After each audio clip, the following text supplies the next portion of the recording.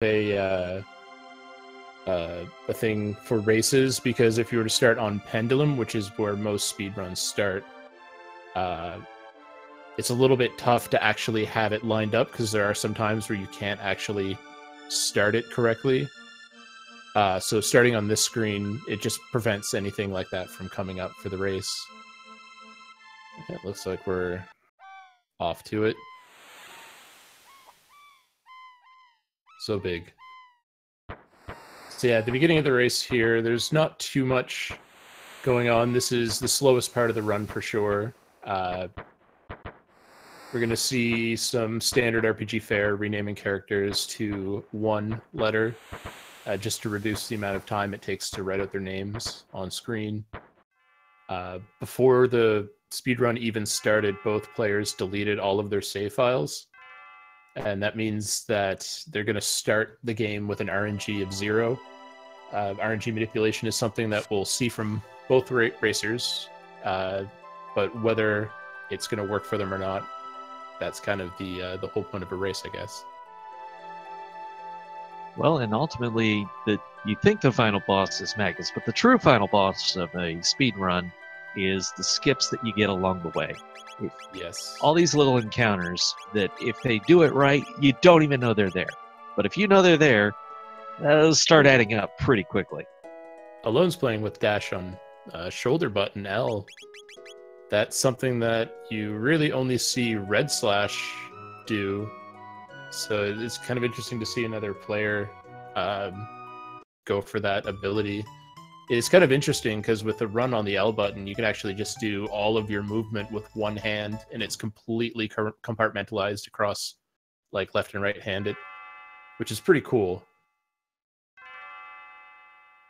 So if you need to scratch your face, you're not going to lose any time for movement.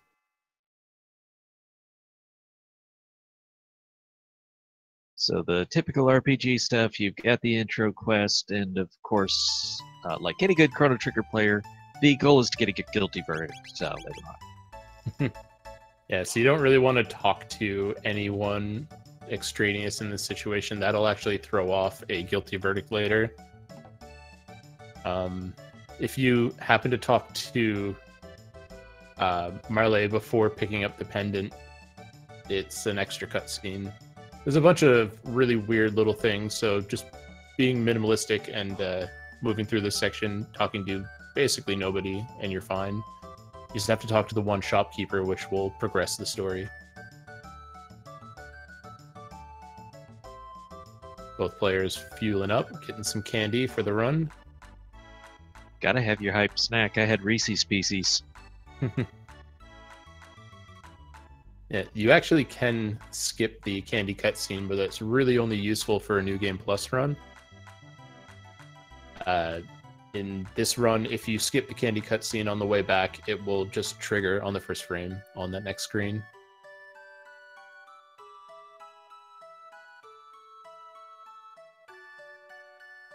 Is it just me, or is chat dead? Maybe it's just me. Chat is going well. If you'd like a questions, somebody asked why they start on the active wait screen. Yeah. It's just starting on the wait screen prevents any randomness from happening with the way that it shows like the pre-roll and the intros. So you're just trying to avoid the... yeah, we got it up now. I can see you guys. Yeah, so starting on the wait screen, you're just avoiding the dead frames in between it swapping between scenes of the intro, which can cause you to not start the race on time.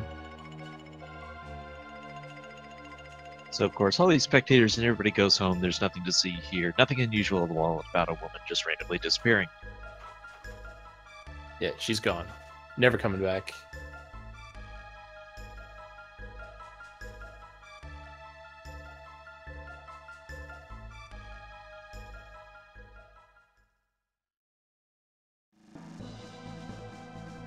What's a good time for this category? The best time so far, I believe, is a 147, low 147. That is a ridiculously good time. Generally, below 2 hours is something that you'd like to see. If you're like a veteran player, below 155 is really what you want to see for a tournament race. I think last tournament we only had a handful of times below the 1 hour 50-minute mark.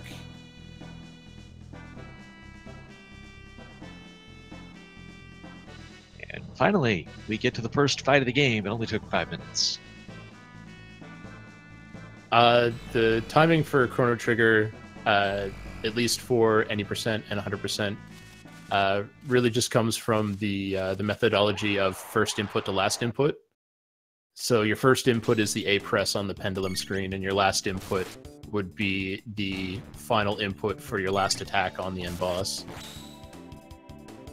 So we are about to see the first encounter skip of the game, ideally.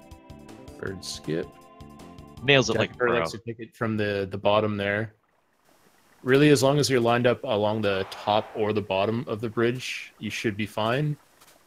Chrono kind of has a bit of a stagger between 1 or 2 frames when he moves, and if you're not directly in the middle, sometimes you can accidentally trigger the fight.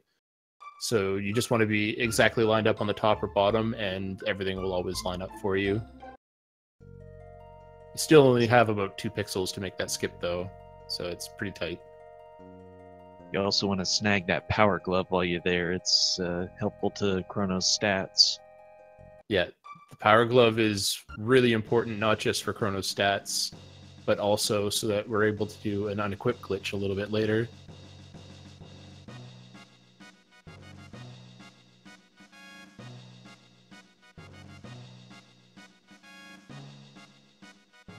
Yeah, so we're going... Pardon me. Yeah, so we're just going to go talk to Marl. It's a little unfortunate that you meet her and then she just... Well, I guess I'll let you see what happens if you've never played the game before. But this is what happens when you mess with the time stream, children. So if you have an opportunity to mess with the time stream, don't do it. Don't do it. Question in chat, why do they stop after Magus? Because that's what the tournament is. Yeah, Magus is a good goal for a race, I think. Pardon, I got a frog. Okay, and it's not Glenn. We haven't seen him yet. But we have strangeness happening here with the queen/princess/party member. So Chrono will have to move on and get what I believe Wexel has dubbed the completely accurate biology lesson.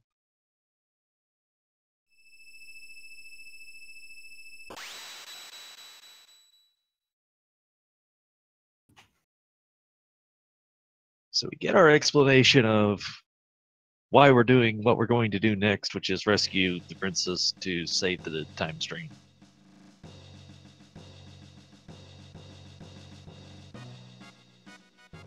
Yeah, it's a very, very colorful animation here. Princess has a baby, baby grows up, becomes a princess, has another baby, and then the princess is kidnapped, and all the babies cease to exist. So getting back to the question of why stop at Magus, the other thing is it's such a hype moment. It's a great note to end the game on if you're going to do an abbreviated run. There's not many other fights that are going to feel that satisfying. There's actually quite a bit of downtime post Magus fight. Like I guess Black Tyranno's kind of hyped too, but after that you're really kind of running around, getting some equipment, powering up before you really go into the next fight. And Magus is also a nice big line when it comes to like how the story is divided up.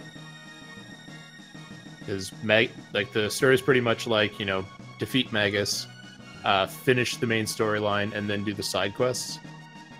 And defeat Magus just seemed like an appropriate length for a race. You don't really want to have races being much longer than the 2-hour period. So we're seeing Jackafur fight the fight here with the Rolly Riders. Everything's looking good for RNG manipulation for him, and I think Ooh, Alowne was just a little bit early with the Luca attack. It should still be fine. They also have text learn, so Cyclone was just picked up there. Mm-hmm. The key one is going to be Flame Whirl, though. I think Alowne missed a minor thing with how to approach these battles. It's a little bit technical. It really doesn't matter in the long run, because you'll still be able to make it through, no problem. But we're trying to get into a proper RNG window for the negative fight coming up. Because if that fight goes slowly, it goes really slowly. They have a lot of spells that take a lot of time for the animation, and then they also slow your characters so they don't get as many attacks off. And what the players are trying to do in each of these battles is to attack an enemy which is going to die from an attack that's already queued up. And because of that, the RNG kind of jumps forward a little bit. So we'll see if Jackafur ends up getting the right window here. I think he was all good. Yeah. It's a little slow with that Fire Whirl, though, so he might end up seeing a slow spell before he's able to kill the last Nega. We'll get 3 of them down in one shot, which is nice. Yeah, it looks like Alowne is set up here as well. Very nice. Down that easy. Only because they make it look that easy. Yeah, getting the proper RNG window for the Nega-Ets is actually quite difficult, and the current strat has gone through countless iterations. I still remember like strats from like 3 years ago, which were everyone was excited about because it saved 2 or 3 seconds, and now with the discovery of being able to jump the RNG by attacking an enemy that's going to die, or overkill as some players call it, we're able to push the game into a later window, which would be pretty much not worth it due to the extra attacks and time that you would normally have to spend to get into that extra window. So we, for the first time, have a party of 3 members in the game and get to proceed through the depths of this cathedral. Jackafur picking up the safety revive. It's not necessary in the route, but there's a couple spots where if a character dies, you're going to be short on MP. It kind of matters more for full game runs than defeat Magus, but it's always good to have that revive, in my opinion. Well, everything becomes a risk-reward calculation, and Yeah. what does it cost you to get that revive versus what does it cost you if you need that revive? Yeah, it looks like Alowne is foregoing the revive.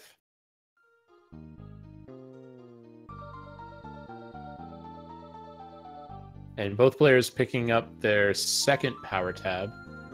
These 2 power tabs are incredibly important with the power glove and the 2 power tabs and the steel saber that they've also picked up here. Chrono is going to be able to do exact damage on the guards coming up in the trial sequence.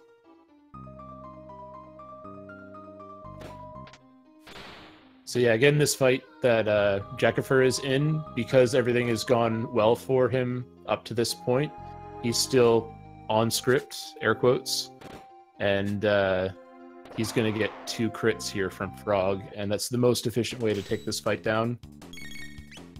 Getting the first crit actually cancels one of the enemy's attacks, which is essentially queued up. Play an organ and a door opens. That makes sense, right? Yep. Everyone's seen the Goonies.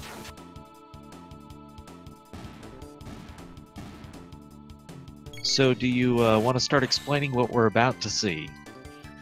Yeah, so this is really the first collection of glitches.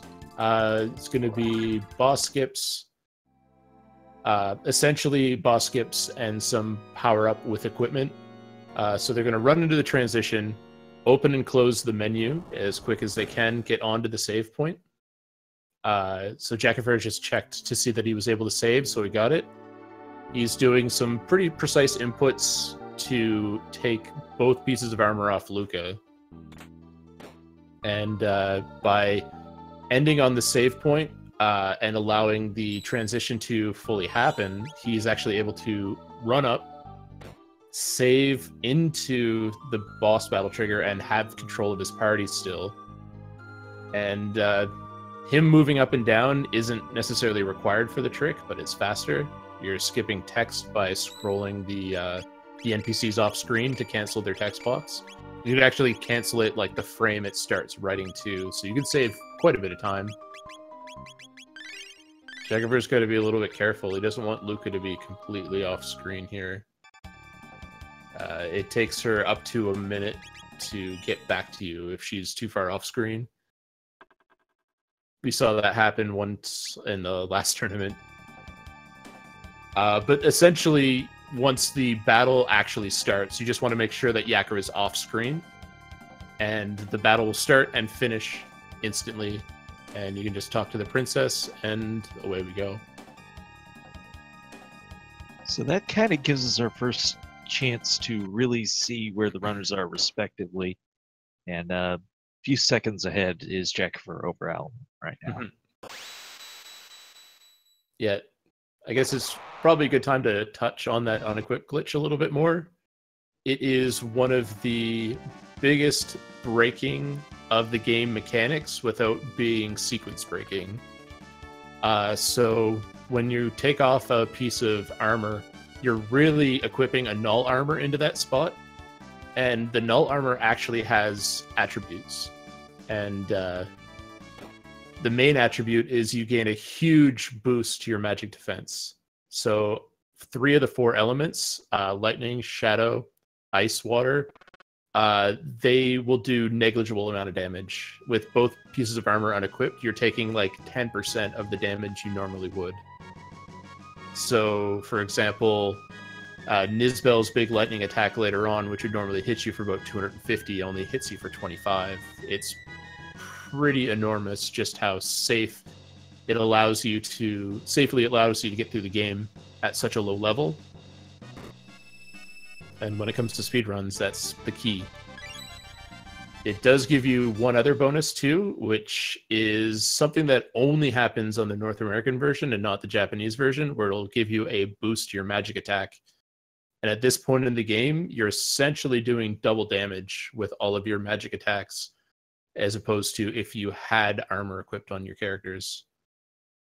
So the unequipped glitch is the real deal. This is an awesome glitch, which really helps us get through the game. And this comes an attempt at another skip. This is reverse bird skip. So if he pulls this off, then yet again we avoid this encounter. And there it is. Very nice. The reverse bird skip, it's an interesting skip. It really doesn't save too much time. It only saves about 3 to 4 seconds. Because you're just skipping getting into a fight that you would run away from. But it's a good opportunity to save and reload in a specific window in order to have favorable RNG for the next long while, basically up into the slime fight before the R series. So right now we have to return to the present, and we'll have even more cutscenes. We haven't even fought our first boss yet. No, I think we're gonna skip the skip the next boss too.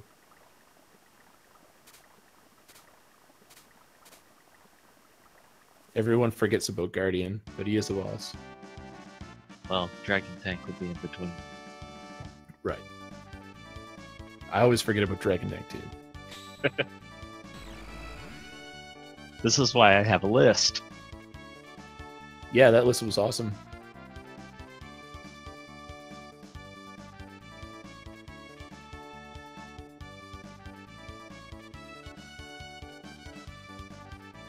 So, looks like Jackafur has pulled out by somewhere around 30 seconds or so.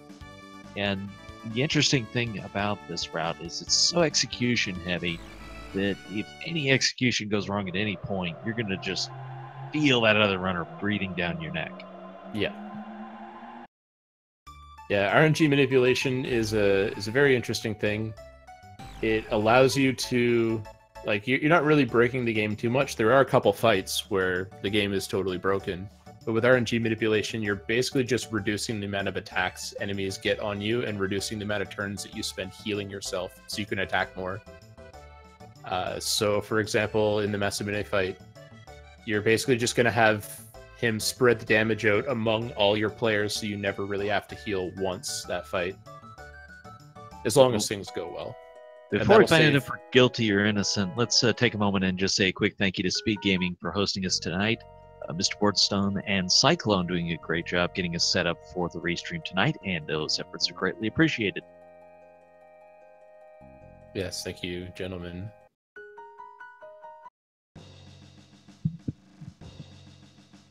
Yeah, so it's pretty fun to see who's going to get guilty or not guilty. The answers that we're going to give during the trial will essentially give us a 50-50 chance of getting guilty or not guilty. The second juror at the very end will randomly choose whether he's guilty or not guilty. He's one of the jurors that would make a choice if you talk to any extra NPCs during the Millennial Fair. It's the main reason that you don't want to talk to anyone extra. Yeah, and it's also worth noting the reason they don't actively pursue the guilty verdict by doing something that would cause the guilty scene is the whole idea is to save 2 text boxes. So if you had to make any amount of effort, it wouldn't be worth it to save 2 text boxes. You'd lose more than that. Yeah, it comes down to roughly 8 seconds. But it's still really fun to hope for guilty. It's about like rooting for the new. Only the new is rare. The new is about 1 in 8 to appear. But you get multiple chances. Exactly, yeah.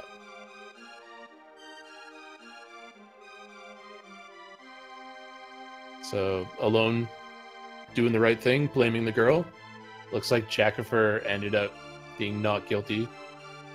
This gives Alowne a chance to get ahead. Well, maybe not ahead, but catch up. The real big thing here is we want to see a 60 damage roll on the very first guard here once we regain control of Chrono. The guard has exactly 60 HP, and with the 2 power tabs and the power glove, Chrono will only one-shot him with his best possible damage roll, which we can manipulate based on how they reload it during the reverse bird skip. But as a safety, you are able to save in the jail cell, and you can do the exact same reload in the jail cell and give it another shot if you want to make sure to keep the RNG, because it's going to save you time on Dragon Tank and a couple other fights down the road too. Well, for the great crime of rescuing the princess, Chrono gets hauled off to prison. It's like the system was rigged or something. So it looks like Alowne got guilty. Plus 8 seconds, or minus 8 seconds. There you go. We saw both the runners take the same actions, but one got it, one didn't. If I remember correctly, there's like a certain text box during the trial here that the frame that you close it is when it's decided, when that juror or what that juror will choose. But it's not really humanly feasible to get that. Well, but you're talking about 30 frames per second.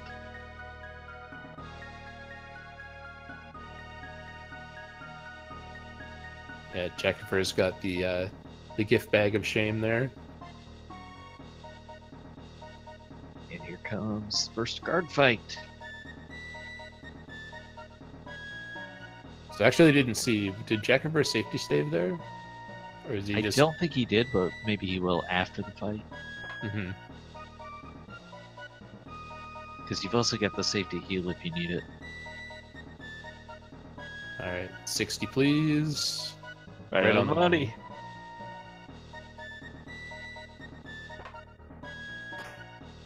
Yeah, so there's really not too big of a gap here. And both players still have to make it through another point of RNG in the run. The very next screen after this very long fade out, there's some guards that you need to sneak by. You also have to thread the needle between those masks to avoid a very annoying fight. Yeah. The fade out on the bridge that Jackafur is doing right now is technically slower than fighting the fight, but in the end, it will save time because we're in a very, very favorable RNG window for the Dragon Tank fight.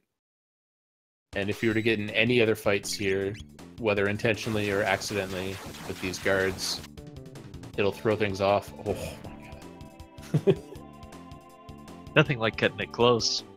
Yeah. You really don't have much time. If that guard faces you when you kill him, you were very lucky. Jackafur got both of the masks. Alowne just got past the first of them.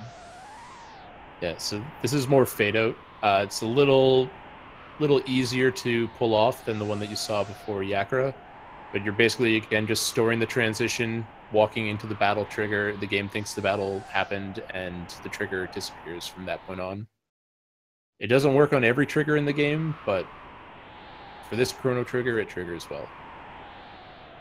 This is going to bring us to the first boss fight. Jackafur did not take the save before this. No safety save.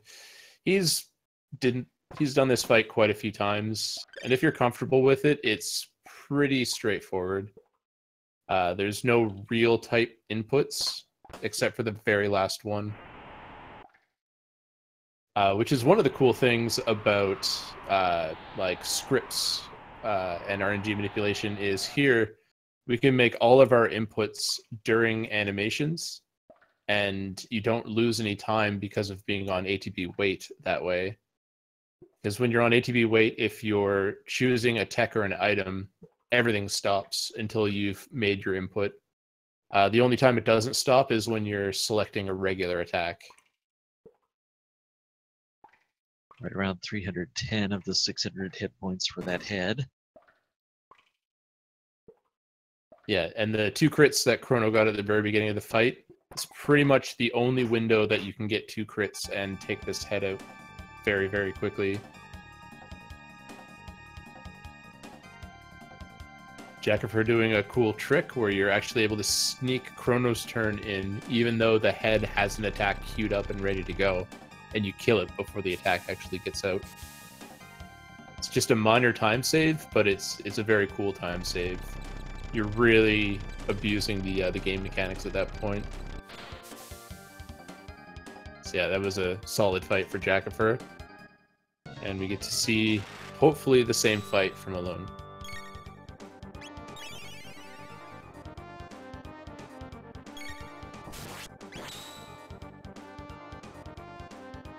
Yeah, all the big juicy crits.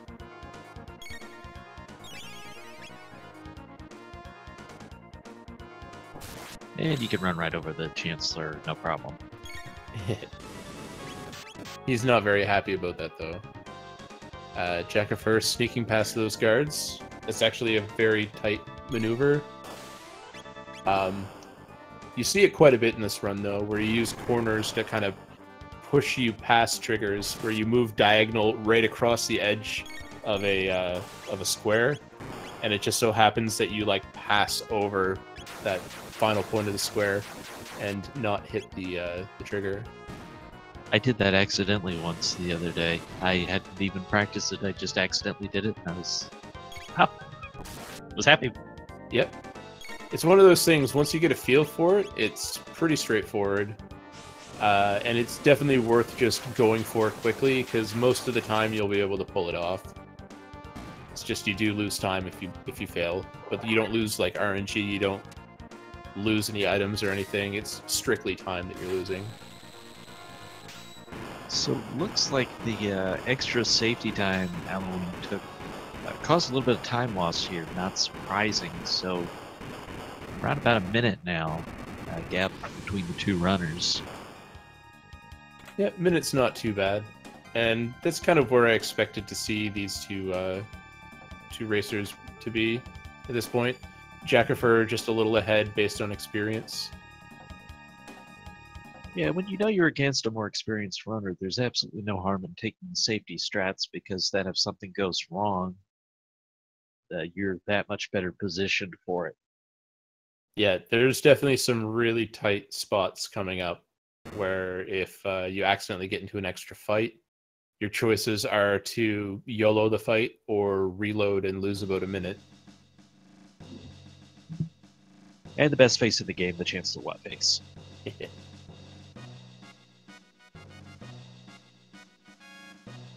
Well, I mean, they did just disappear into a multicolored portal. I'd be a little surprised myself.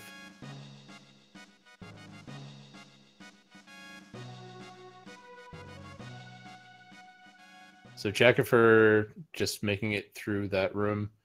It's not really much to look out for other than you don't want to overmash, because you can easily re-ride the portal back. And that's just going to be about 20-30 seconds of time loss. Jackafur on his way to a... Oh, he was actually there to get a good cycle with the rat, but he decided to just wait a little bit.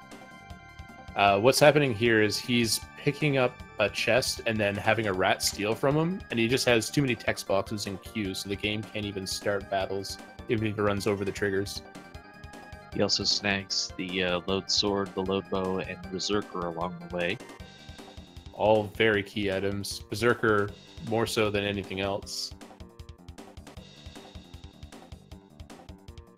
Well, you lose control of your characters with the Berserker. It gives you an extra 50% damage on every attack, which is something that when you're very low level, it's very handy to get that extra damage in, maybe skip a cycle on a boss or something. And if you're manipulating RNG, you know who the Berserk character is going to attack, so its downside isn't even really a downside anymore. Even in the glitchless run, that berserker has become a pretty key part of that for a couple of battles. Yeah. It's just one of the best accessories in the game. It also protects you from confuse.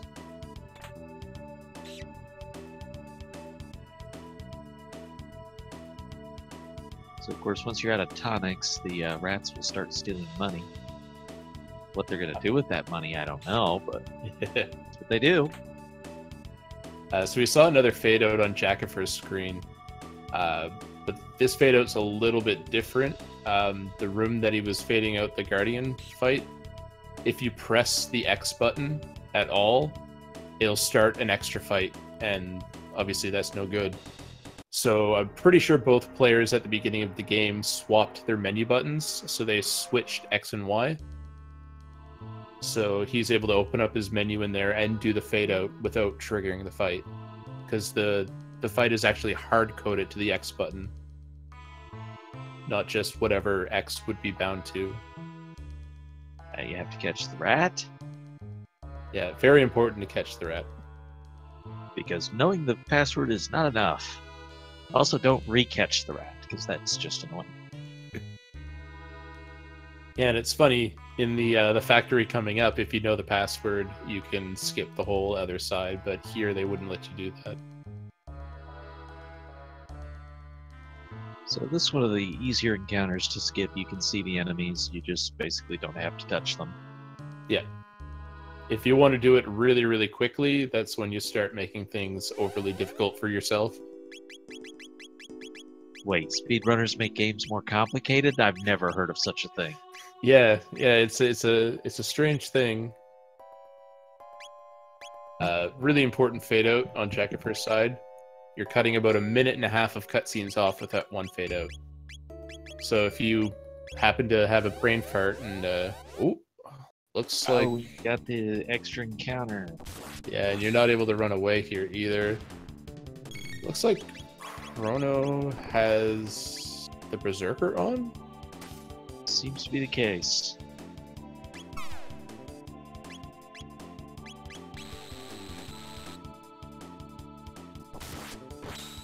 Yeah. Well, he's getting lots and lots of crits.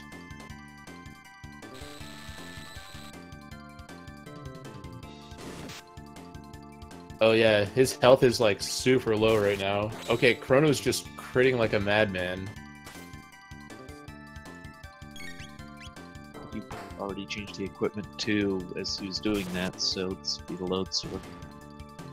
Yeah, he must have accidentally equipped the Berserker on Chrono instead of on Marley. Well, he gets the extra level out of that.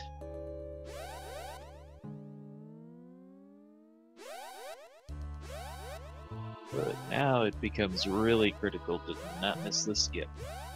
Yeah, there is a chance that he might get a bad fight later on because one of the characters, it's actually Frog, who's out of the party right now but still gaining XP. Frog might be one level higher later on, and that might throw things off a little bit for him. But luckily, he made it through there. A couple extra levels, not too much worse for wear. Really, at this point, there's only one more fight that you need RNG manipulation for.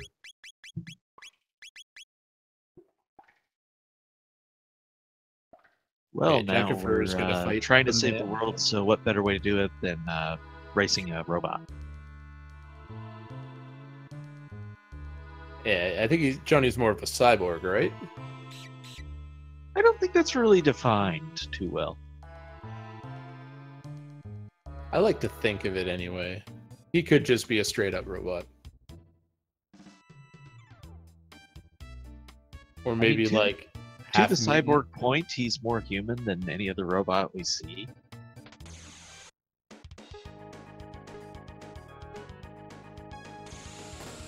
Alright, so the Johnny race, really all you have to do is wait for 50 rest and use a boost, and you should be fine.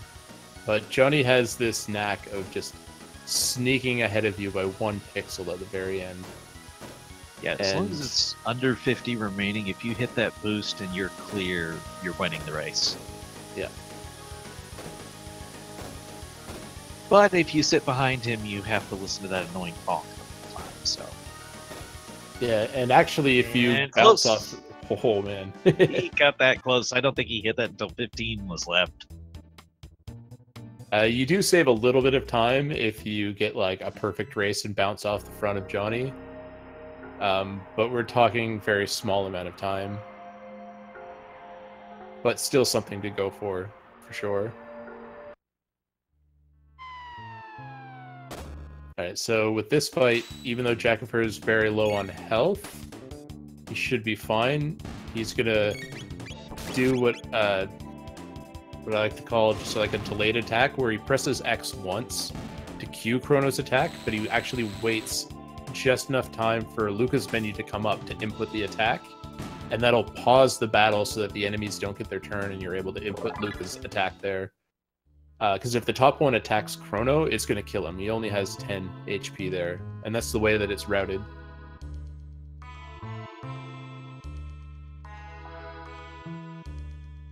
Alowne's almost certainly going to have to use a shelter before that fight, before he goes into that dome.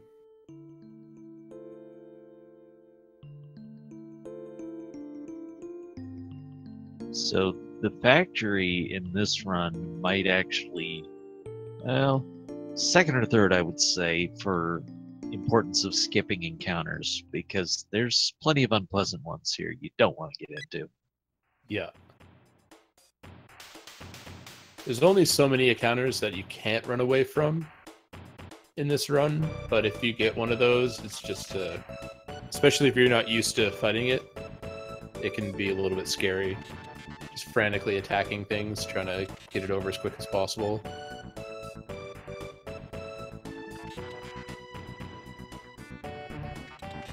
Alright, so Jackafur's got one of my favorite characters in the whole game, Robo.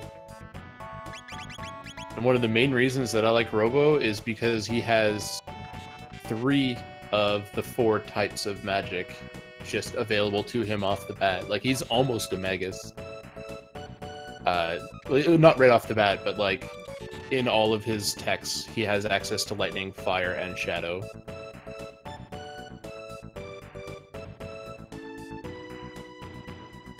And if you're playing a any percent run, he is responsible for giving you one of the best items, best / most important items of the game. Mm-hmm. Yeah, I think it'd be interesting to see an 80% tournament with the elixir glitches and lava shell skip and everything. But it's definitely a different skill set, I'd say. Alowne now working on the race and taking the bonks against Johnny. You really don't have to make a move until late, so it's all up to you how much effort you want to put into it. So Jackafur is coming up on the last manipulated fight of this string. He's going to attack with Chrono, but again, he's waiting until all the other menus come up. Because there's a crit second in, and if you attack with like Robo first and then Chrono's crit's not going to kill it. So you really only need that crit from Chrono to Alowne didn't get the timing right. That's no. Unfortunate. Yeah, it's about a minute. Yeah, that's a big loss right there, time-wise. Yeah, this is one that's gonna hurt, and it's you gotta have your marks right for it. It's very consistent to win the race, but you gotta hit the marks right to do it. And here we go with the encounter skips already. You don't even realize where they are, but that's why you take that zigzag pattern. And this fight here, this is the biggest point of time loss to RNG possible in the run. This is a terrible one for Jackafur. All 5 of these slimes, they can either be a green or a red one, an acid or an alkaline. And the red slimes, they have a very, very high defense. So you're just going to be seeing tons of 1 and 2 damage rolls on them. Hey, nice one shot on the greens there. The nice thing about only having one of a color, though, is you really reduce the counterattacks. Yeah. Yeah, the way the counterattacks work, it only happens if you attack a green, and only if it's next to an orange. So basically, the acid and alkaline are reacting, or something like that. And Jackafur's got to be anything it says that's bad. Jackafur's got to be mindful here. He doesn't want to accidentally spam another Cyclone, because he's got 8 MP left, and that's exactly what he needs for the boss fight.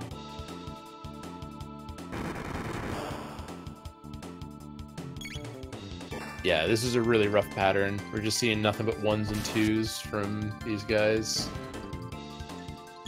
Just feels like it takes forever, because their defense is just so high, and the levels are so low on all these characters right now. Just shared the links to the Defeat Magus tournament. You can check out the schedule for more of those races here on Speed Gaming. Next race, I believe, is Saturday, 5 o'clock Eastern. So, if you enjoy Chrono Trigger, there's a lot of Chrono Trigger in your future. And who doesn't like Chrono Trigger? I met a guy who didn't like Chrono Trigger once, but I never saw him again. It's weird. He's in my basement. Too dark? Maybe. Yeah, so this is the code that you have to go through the other side of the factory to learn.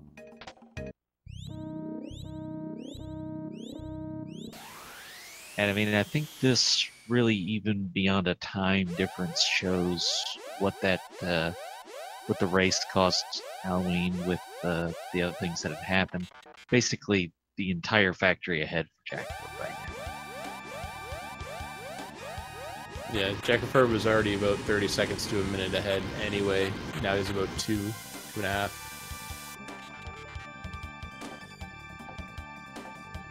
So there's also an interesting point of time save here. If you get a really, really good slime fight, and both Chrono and Luca were not attacked, you can skip the menu to heal before the boss fight here.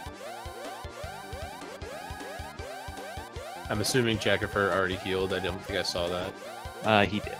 He did? Good. So, these guys look friendly, right? Yeah, they're purple. They're huggable.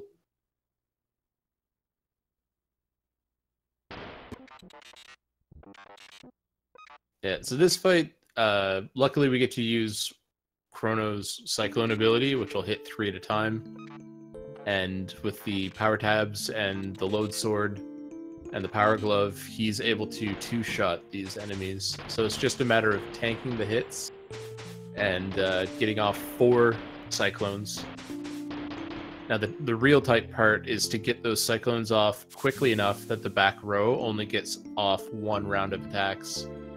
If the back row gets off a 2nd round of attacks, and if you get some bad luck, they could kill one of your characters. So ideally, you just want to get it off quickly enough that they don't get that chance. They can do unpleasant amounts of damage if they get going. Even worse, all the time loss. Yeah. Yeah, the back row guys, they'll run up and punch you, but they have to walk all the way to your character to hit them.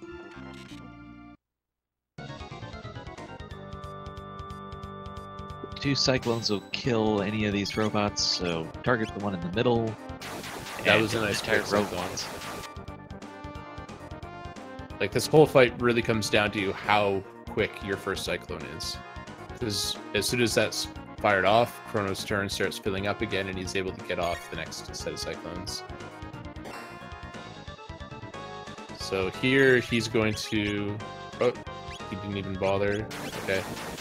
Sometimes you can use Luca to use an item, and if you've set her cursor memory, you should just be able to, like, fire that item off real quick. Ooh, yeah, here's the 2nd round of attacks from the back. But they spread out, so he should be fine. Yeah, and the punches spread out too. This is going to be the 2nd cyclone against the back row, so we'll see them solve. Oh, this is a mixed fight on Alowne's side. Yeah. 3 and 2.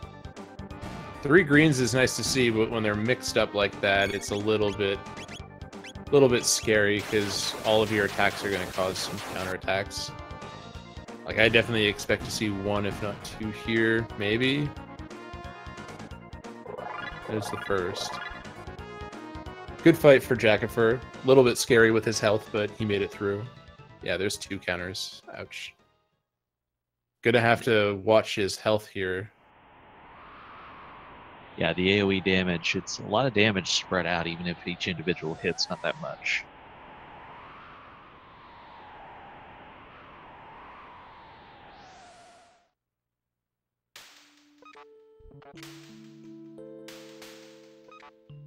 Yeah, that should be fine. Yeah, it hit for 7 earlier. The green slimes have 9 HP, and the red slimes, or the orange slimes, have 10. Forgot to mention the R-Series robots. They have 150 HP each, but 2 cyclones does the job quite nicely. Alright, so on Jackafur's side, we just saw Luca fix Robo up for the 2nd time, because she's amazing. And they're going to make their way to the end of time.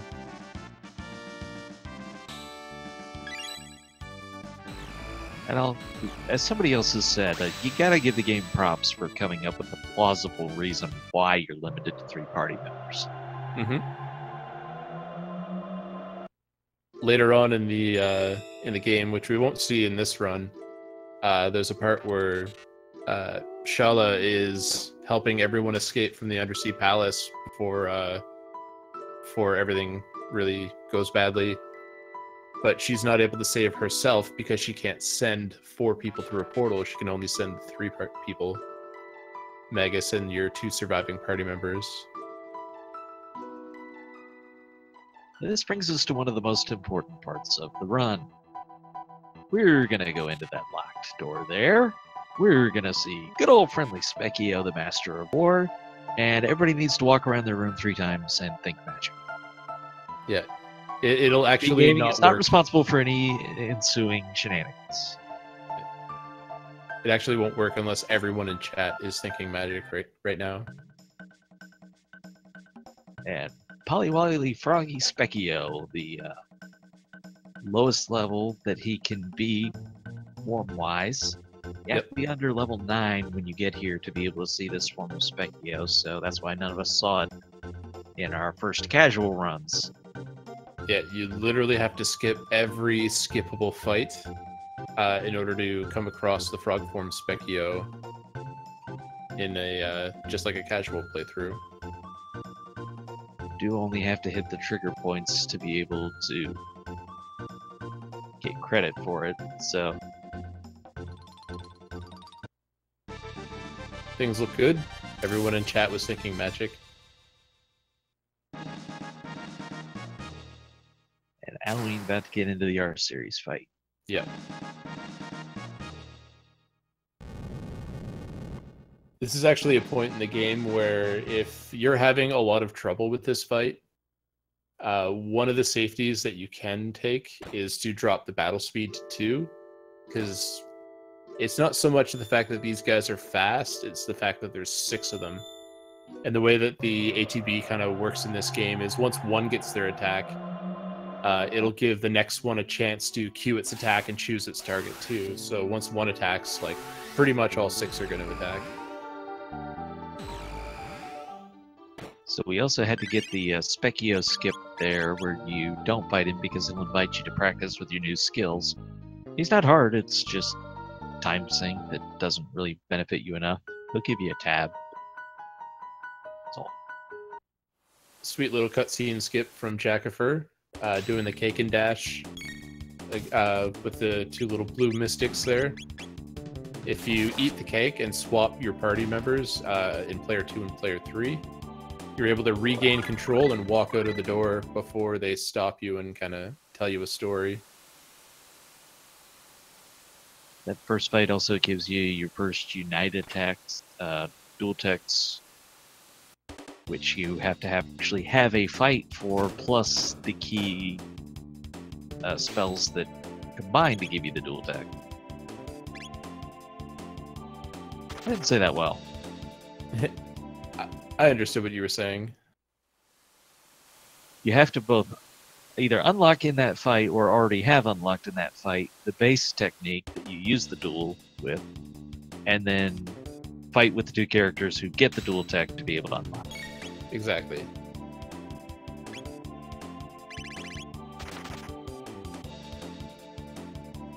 Oh. Uh-oh. Alowne made a bit of an error here. He only hit the 2. There is a chance that a damage roll will be high enough with a flame toss here. But no, he should be okay. That's not a super dangerous attack. Yeah, he'll be fine from here. It's just extra time loss.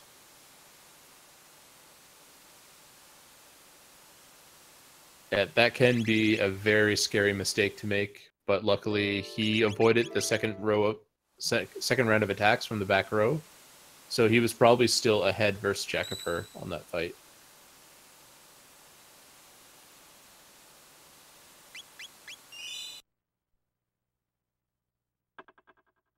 Yeah, we're around 2.5 minutes between the runners at this point, as Jackafur is continuing to break the game by not fighting Heckround. Or at least that's the effort. Yeah, that came up quick. I was too focused on a lone screen. So this is, yeah, just another use of save anywhere to save just over the battle trigger, and you're able to start the battle with Heckran just off screen to skip the fight. This battle skip is very, very tight. You have to do what's called a release B if you're running up from the door, where you're basically just like letting go of run for a frame or 2 and then pressing it again, just to get yourself on the run cycle to get past the trigger when you're saving. Or you can go to the right side of the screen and use a save and reload to get over the trigger as well. It's a little bit easier to do it that way, but it costs time. Well, our runners are about to have a momentary high five at the end of time. Yeah, Jackafur is on his way to do end of time save anywhere. So this glitch is unique to this run. You won't really see this style glitch anywhere else. He's going to have to hold up and right coming out of that portal. And it causes a tiny little breakaway with his second and third party members. Let's see if he gets this set up right. If he's just doing, he's doing pause strats, so he should be able to get this for sure.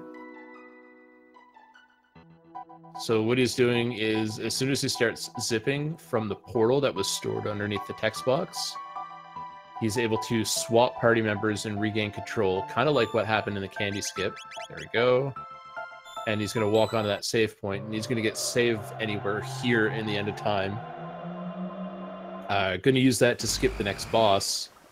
Otherwise, if you fail this trick, you have to go a little bit out of your way to get save anywhere. So you're saving roughly about 30 seconds by doing it this way. It's just a little bit more difficult to pull off. Gets that bird skip one more time.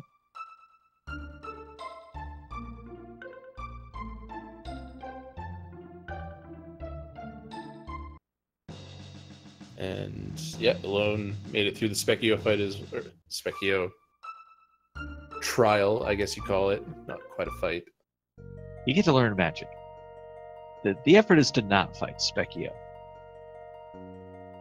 It's very Unless you're easy me to and you mash. want to fight all forms of Specchio, but that's an entirely different matter. Good. Nice heads up play. Just making sure that you're not mashing mindlessly there. So Jackafur is on his way to meet the overly dramatic chef. Yeah, you want to make sure he gets his last line of text in before you leave, or else it won't count. So here he comes. Gives us a power tab for the journey, and gives us some jerky as well, which we're not even going to bother to give to his brother.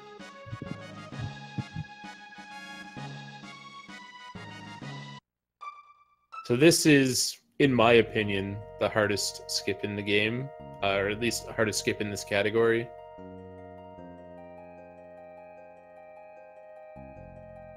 Jackafur, because he has save anywhere, he's going to walk onto Xenon Bridge, and he's going to do a triple release B, hoping to save just past this guard. And that looked good, actually. First try is pretty hot. Looks good, and he's got to do one more skip here. I'm not sure about that one.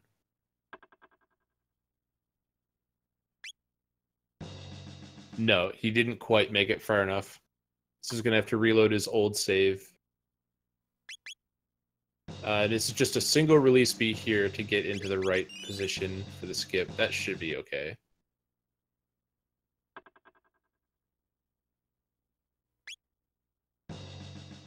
And solid. 3 tries between the 2 skips. There's a lot of time versus fighting Zombor, though. Yeah.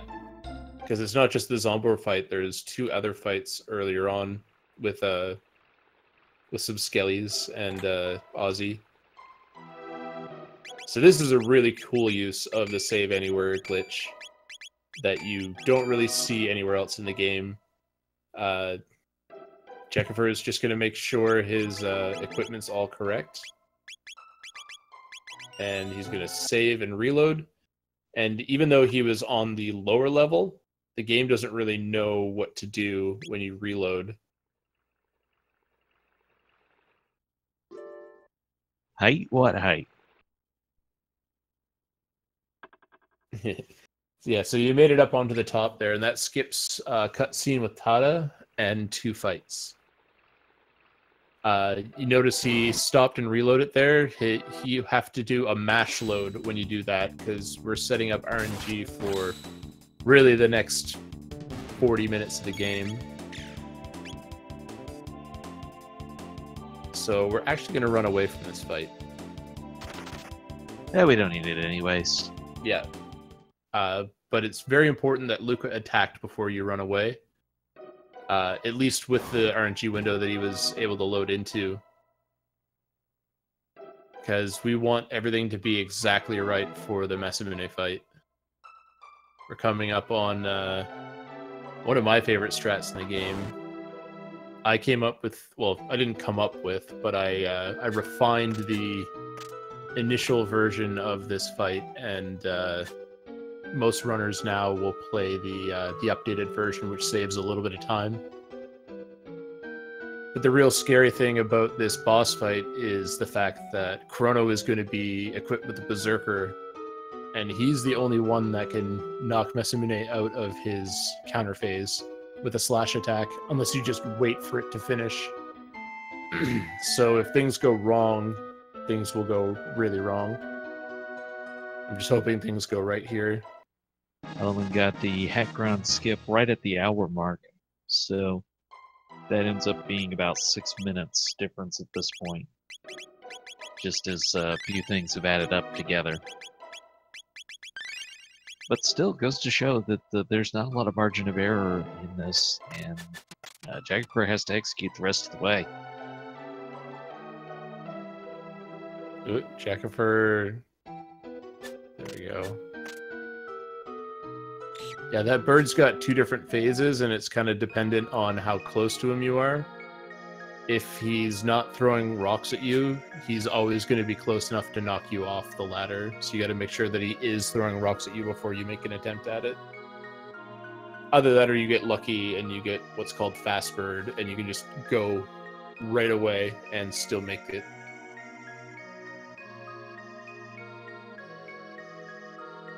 So 2 forms to fight here. First is Masa and Mune separately. 1,000 hit points each. You know, just another day at the office. Yeah, and you only have to kill one of them. Okay.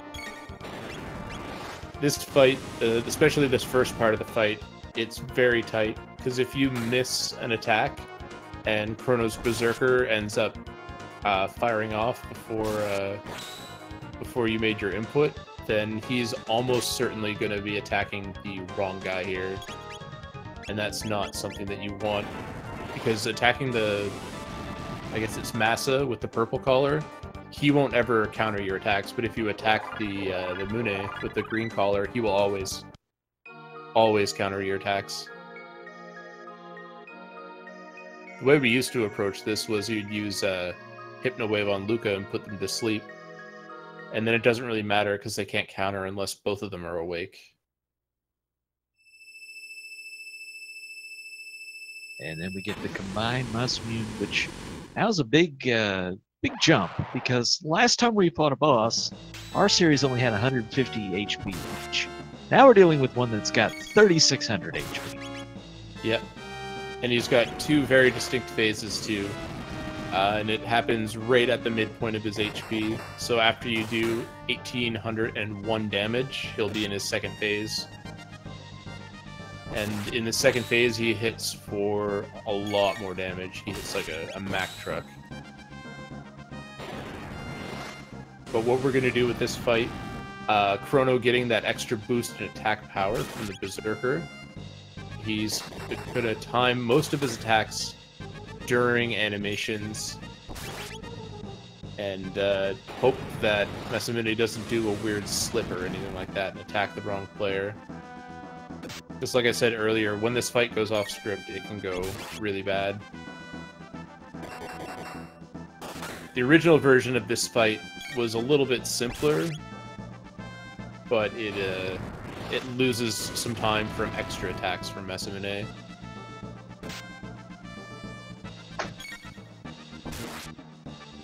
Now I'm looking on the Zombor skip.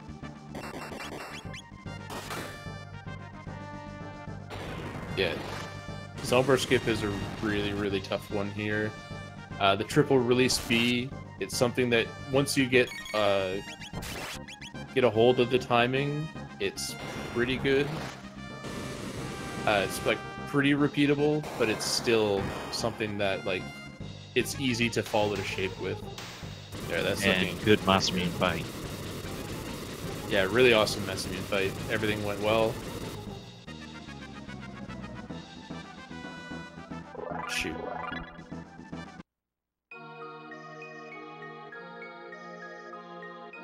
I think you might have touched on this in your description of the fight, but one of the things that goes on there is it's got the 2 phases, and you damage him to basically skip a transition. Yeah. If you push him into his second phase before he would go into his tornado storage mode, then he just jumps right to his phase 2, and he never goes into the storage. And really, it's like that little extra damage you're squeezing out with the Berserker and the magic and physical attacks from Luke and Robo. I believe Alowne.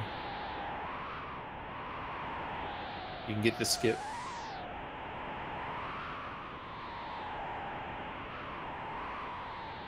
Yeah, the rough part about this skip is you really only have a couple frames to open your menu if you've gotten your movement correct.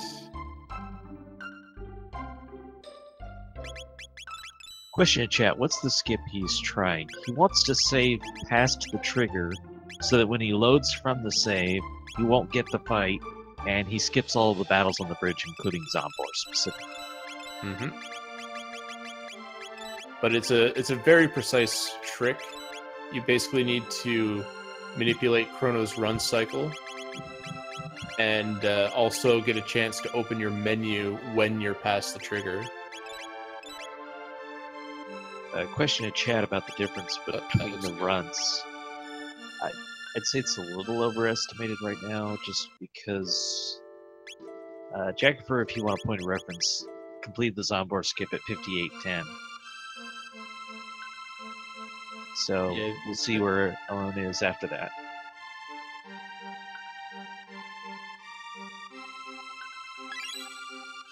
Yeah, the second skip here is a lot easier. There's just a single release B, and yeah, he's got it. He's through. And now we're about to find out one of the most important things of the run. No. It's official. Run is validated. Should I put a spoiler new in chat? I think by the time you say it with the new latency stuff, that it's probably not that much of a spoiler.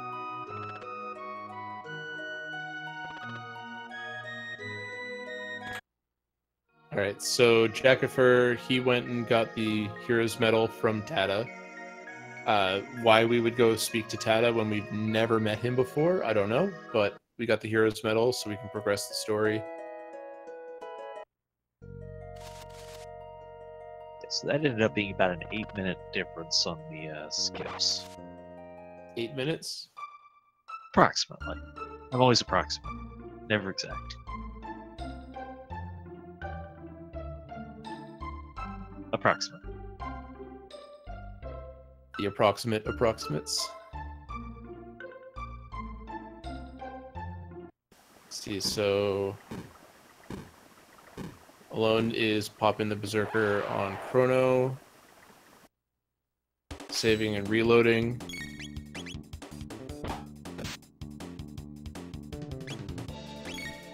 Yeah, this Berserk fight, like I said, it's pretty tight. The crit for Chrono should be fine. And yeah, he's got the setup here.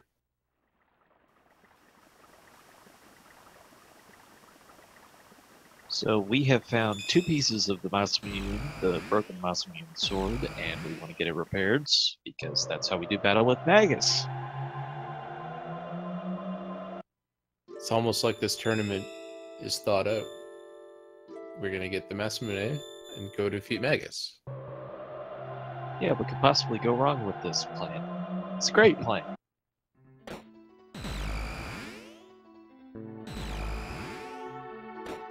Alright, so Jackafur, he's got to do another quick fade out. Basically gonna walk in, hit the door trigger, open up his menu, and talk to Melchior here. I'm not sure if he got that. He's gonna save, and he's looking for the rare red rock. Rare red rock.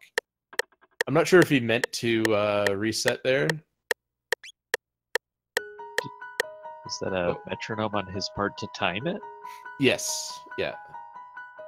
So it looks like he did intend to reset there, just to be sure that he's on the correct RNG. It's going to be the same load. Actually, no. That's an old route. The load there, it's a little bit later than the reverse bird skip. It's about twice the length of the reverse bird skip.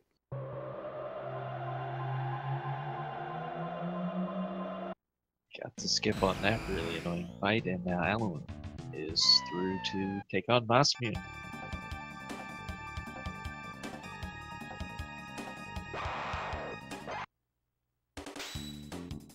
Well, these guys look friendly, don't they?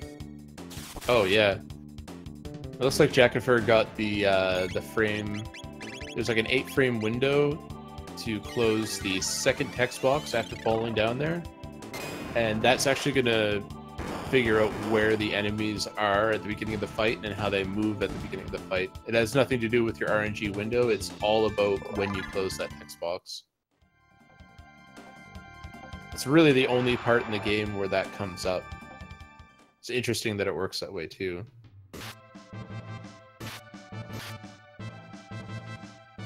Here comes Ayla.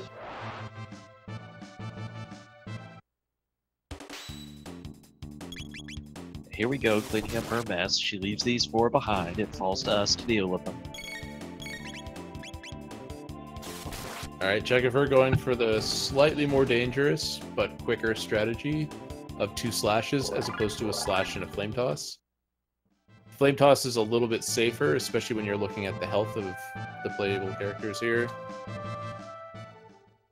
But there's really no need to heal until just before the Nizbel fight. Any fans of 8 out there, let us know. Ali gets ready to take on the combined form of Masmune.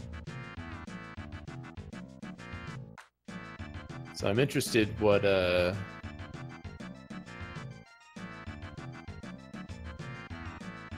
yeah. Alowne does the new Meso Nistrat too. Yeah, using the Berserk.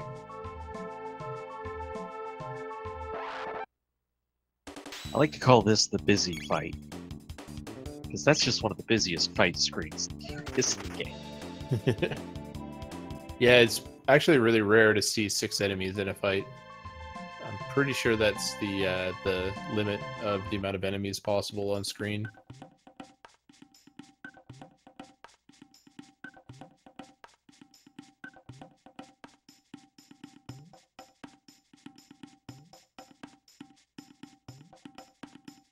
Yeah, a little pause just to check notes, I'm assuming, on Alowne's side. It's definitely not fast, but when it comes to preventing yourself from making a mistake, sometimes a pause just to make sure you're in the right section of your notes. Okay, so for anyone who doesn't know this, why don't you explain what actually triggers the ability to challenge her in the soup battle? Oh, here? Yeah, you basically have to talk to Robo, and then he's going to stand up and sit a couple times, and then once he's standing and blinking, that's when you talk to him once and then go talk to Ayla, and you're able to get into the soup drinking cutscene. Yeah, when he gives, if it's Robo, he'll give you the line about an unpleasant substance with so many bugs, and that is definitely your cue that you can challenge her. Solid Masamune fight for Alowne, making sure that he's still in this. And incoming my favorite sprites for Luca and Robo, the maniacal laughter. I think that actually went down as a faster fight. If not that, then was getting through the mountain. Yeah, Jackafur had a couple resets for RNG. It was a little bit slow at the start. I also think Alowne might have used his tabs earlier than Jackafur. Might have had a slightly different tab route. I wasn't paying too close attention to that.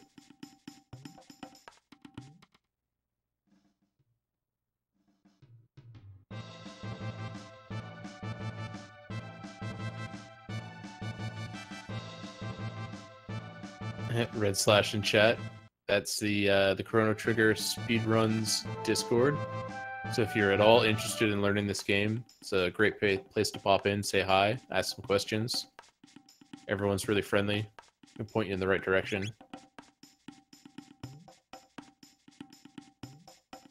Alright, so Jackafur doing a fade out because no one wants to hear Kino complain.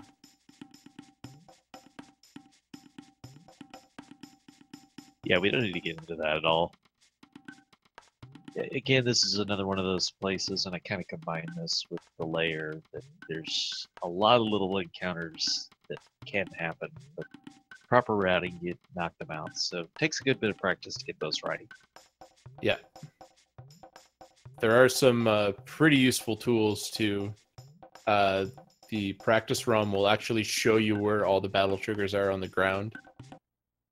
So you can approach some sections and just kind of get a good feel for how to move quickly through the areas without hitting any of the battle triggers.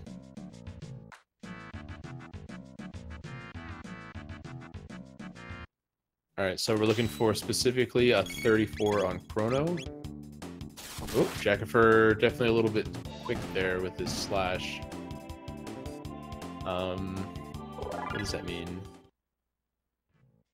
He may still get a crit from Ayla in this next fight, but not waiting for the attack on Chrono, I think, steals that away from him. I could be wrong.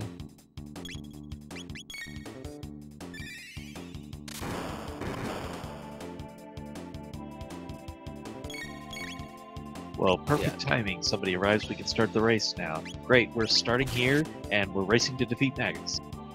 You haven't missed a thing.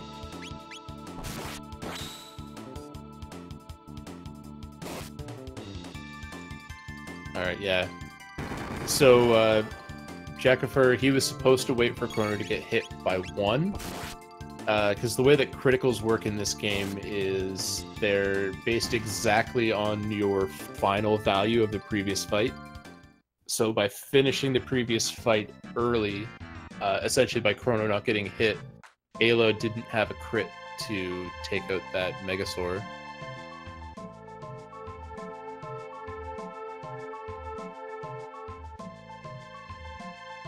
He should still be in a proper window to have a bunch of crits for this next fight.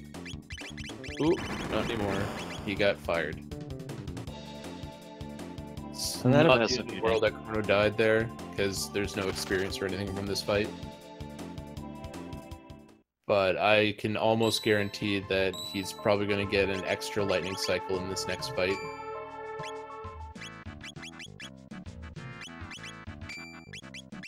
And it's very, very, very important that he unequips Ayla.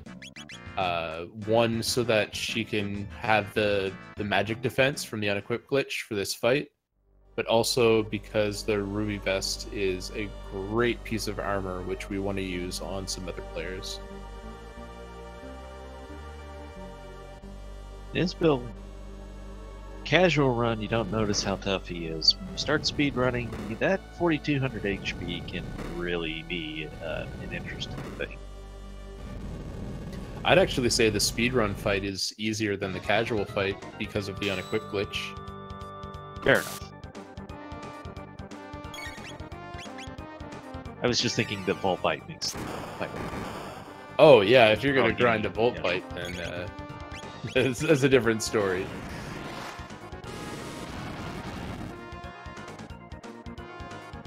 Yeah, just a couple fights with some news in the forest, and you get Volt Bite in no time. Alright, so we want to see as many crits as we can from Luca. Crits in Chrono Trigger are double damage, and with the plus 50% damage on Ayla, crits are essentially triple damage when you put the Berserker into the mix. As you see, very, very small amount of damage there. Yeah, if you weren't using the unequip glitch, that would either wipe you at the HP he's at, or would absolutely necessitate healing.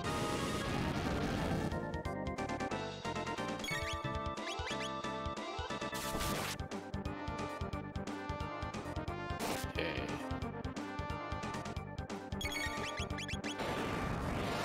Yeah, I was just about to say that he probably needs to just spam attacks at this point to try and avoid that final extra cycle.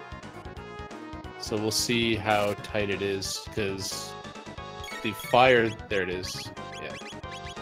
The fire attack that happened in the fight previous to this pushed the final value of that fight a little bit further, so Ayla actually misses out on a crit on this fight. And with the crits being triple damage, we end up being a couple hundred short of the cycle. And there goes Nizbal. Yeah. 1 hour, 20-minute mark.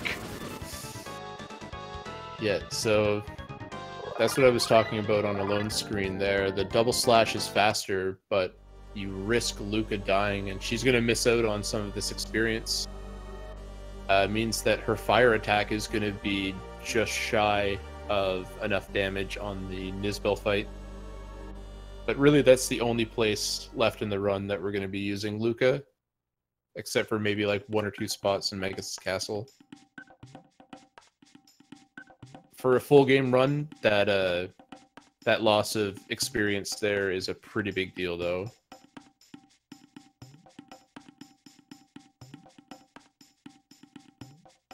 So Jackafur is going to leave the past for the last time. Well, the prehistoric past, anyways. Oops. He's going to get an extra fight here. And the worst part about it is he was probably still on the correct RNG for the Magus fight, but not anymore, because he's going to have to fight an extra fight here.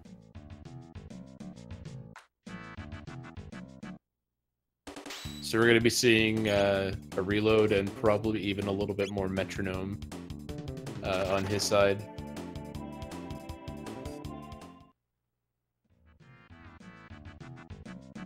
Yeah, so Jackafur is the entire dungeon plus the cutscene ahead at this point.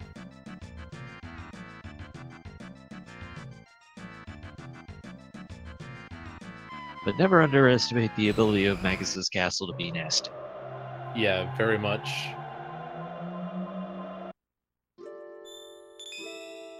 Right now, we're just getting ready for a little bit of story time. We have to put the sword together, and then Frog has to tell us his entire life story before we go fight the big bad Magus. Well, you know, it's an RPG. Yeah. And I mean, if you care about one character, it's got to be the old English talking frog.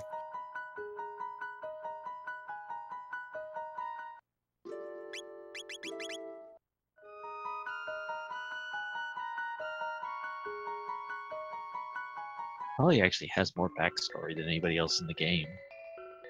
Yep. Except maybe Magus. You kind of get a lot of backstory on that. It's true. You even get to meet Child Magus, which I think is a really nice touch. Spoilers.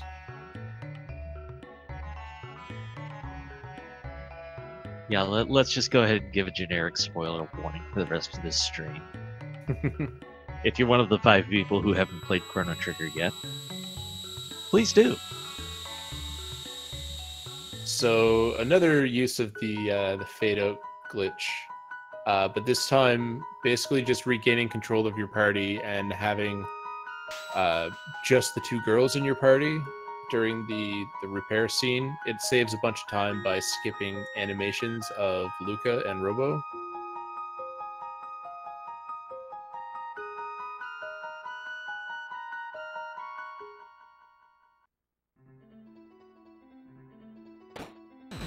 Yeah, this is actually kind of perfect. Because, yeah, Jackafur is going to be mashing text here for the next, like, 5-6 minutes. And we can focus on Alowne's traversal through the Reptite lair.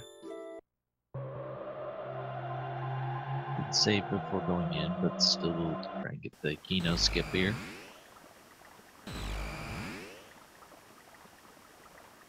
Yeah, and it's all of these fade outs are deceptively easy to lose time on. Because an optimal fade out for the Kino skip there is only 3 menus. That's it. But most of the time you need like anywhere between 4 and 6 in order to get it. So just by having like really, really tight movement, you can cut almost, 5-8 seconds from one of the skips there by having like just on point fade outs and good movement in between each menu. Because you can open up your menu sooner just to make sure that you don't drop your fade. But if you can wait the most amount of time before you open your menu again, you can get quite a bit of mobility in between each one.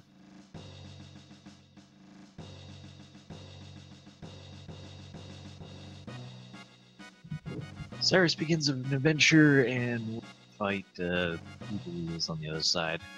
Evil Weevils. Evil Weevil Knievel. So here we saw Chrono get hit for the 34 damage before throwing the slash out, which means that we should see a crit from Ayla in this Megasaur fight, where we didn't see that on Jackafur's screen.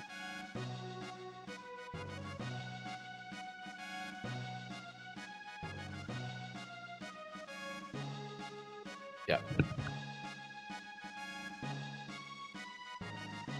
And again, just a reminder, if you enjoy seeing Chrono Trigger action, there's going to be more on Saturday. I believe it's at 5 o'clock. We have the next race of the Defeat Magus tournament.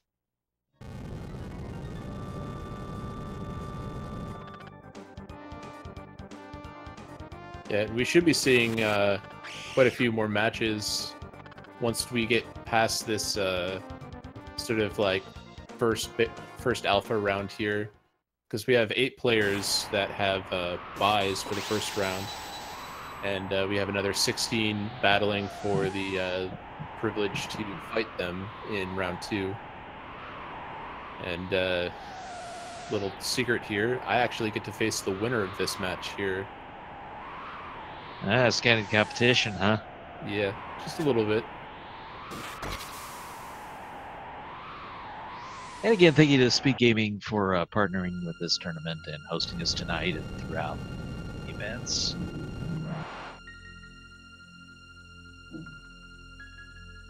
The hardworking Mr. Broadstone and Cyclone helping get us set up tonight. Yeah, shout out to those fine gentlemen. And here comes Nizbel. I think he skipped a few leg days. Yeah, all the bosses in this game skip some leg days.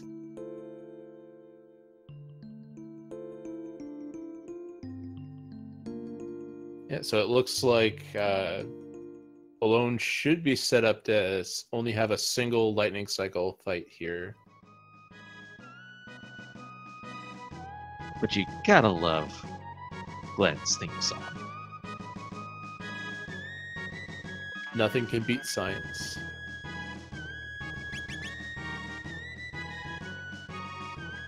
If you ever watch Mario Maker, there's actually a level creator who does music levels, and one of his more popular ones, he actually made using Mario elements the Frog's theme. Really? That's hilarious. I might have to go look that up.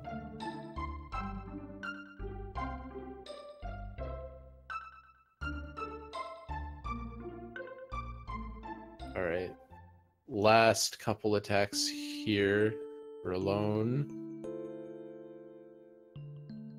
Get that fire off. What are you doing? Oh, I see. I feel like he's probably still going to get a lightning cycle here. Just barely. He tried. Yeah. He hesitated just a tiny little bit there on one of the attacks. Like, this window is so tight to skip that. Like, this attack from Ayla might even kill him. Nope. Not at 7 damage.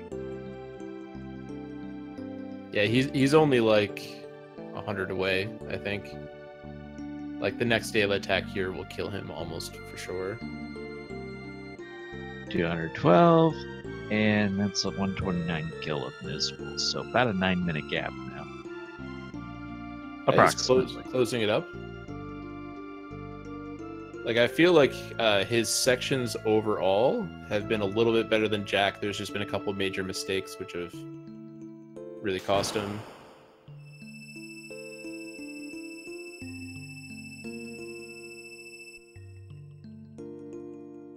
Alright, so I think it's almost time to cut this mountain in half. Finish these cutscenes and get back to speedrunning. I mean, at least if you're going to sit through a cutscene, it's cutting a mountain in half. You gotta see a cutscene, it might as well be an epic one. It's a literal cutscene.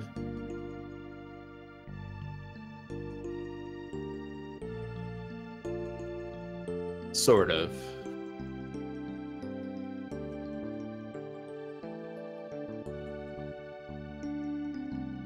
Never quite understood how hand over the Mostomian translates to stick it in the ground. It's just less dramatic.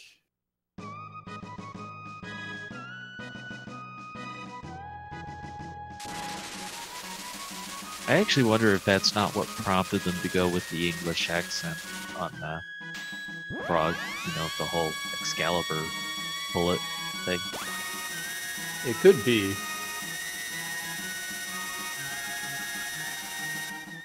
I've never really quite understood it, but I always found it charming, nonetheless. Nintendo America just did things because they thought they would work, and they were right surprisingly often. Yep. Alright, really important that Jackafur holds down and right, buffering those movements. There's a battle skip coming up where we're looking for 19. Ooh, it's a 22. Oh, right, we already knew he was off. So I guess these battle skips don't matter quite as much. I'm actually curious if these guys count towards the 100. And has anyone ever actually counted to verify that it's 100? I think there is 100, and I don't think these guys count.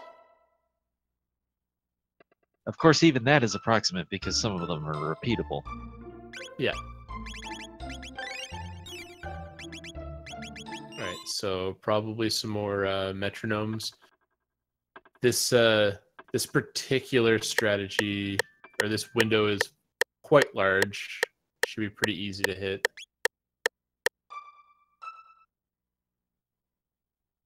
Yeah, there's a couple ways you can approach it. You can use a metronome. Red Slash has also made some really cool animated GIFs. Looks like Alowne's getting a little bit of extra cutscene here because he didn't swap Robo out.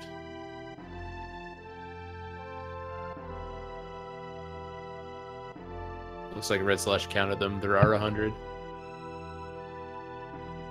It says you can get 100. I know you can get 100. You can get infinite. You can repeat fights all over the place.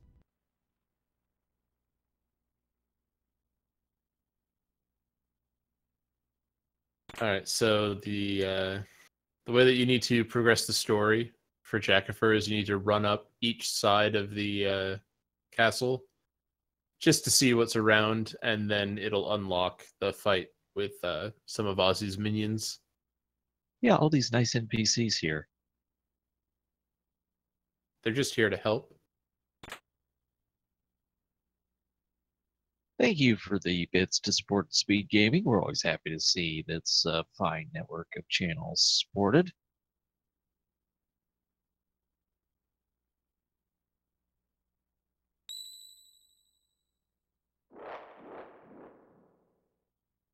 Not quite a Kefka laugh. Ooh. Alowne missing a crucial bird skip. He's going to have to reload for Magus' castle as well now.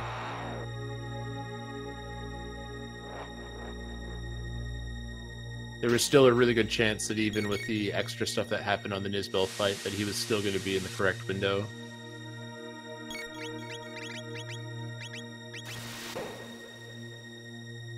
Alright, Rocket Roll coming in.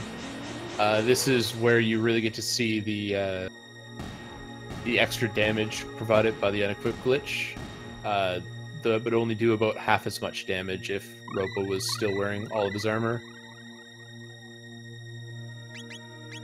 Although robots were wearing armor, I'm not sure about that. Oh, there's a new on Alowne side. Nice. Both runs have been validated now. Validation news.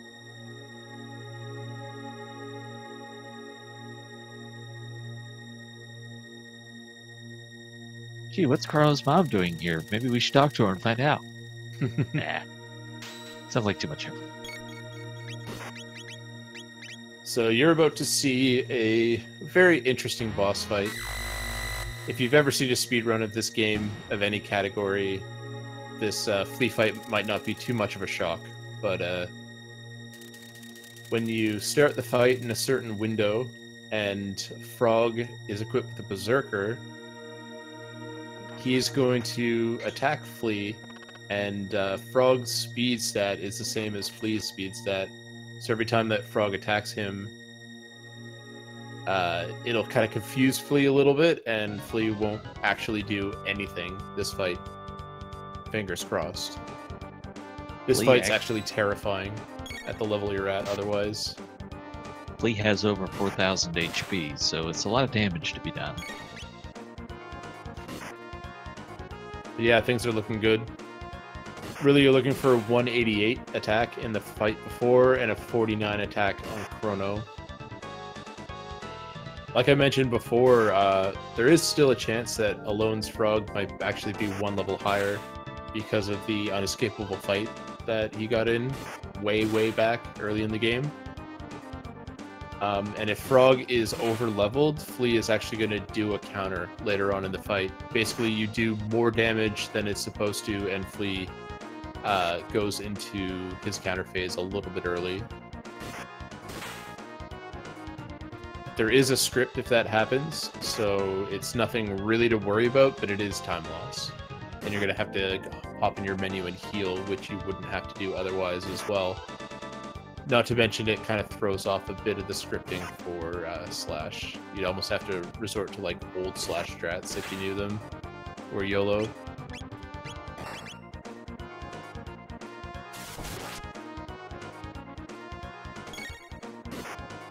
Well, getting a little more active with the other party members. But... yeah, you do need to do just a couple extra attacks at the end, otherwise Flea will get a counterattack off. So from the end of Nizbel to the end of the Flea fight took about 17 minutes.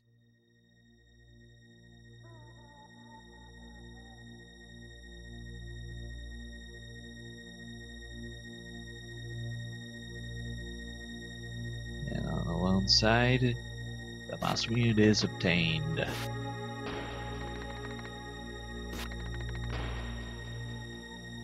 That's news to me, but it would make sense. I believe that Slash is a girl.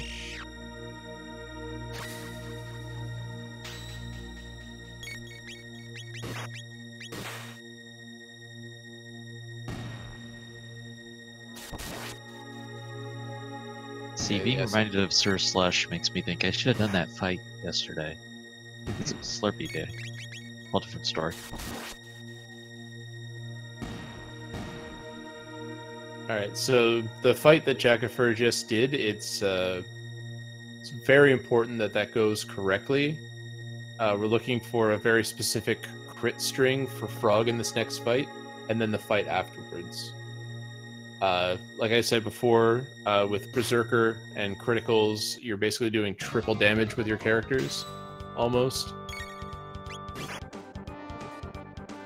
And we want as many crits as possible, which is why we're actually using slashes and rocket punches, as opposed to just regular attacks with Chrono and Robo most of the time. So you could actually think of the crits in this game as just like a long string of like, will it crit or will it not? And it doesn't matter which character attacks, it'll just check the next number in the string and see if it's critical. So right now, we're using slashes and rocket punches on Chrono and Robo to move things forward. Yeah, there was a crit there from Robo that wasn't supposed to happen. Oh yeah, another one. Looks like he's off by 1. I'm not sure what happened there.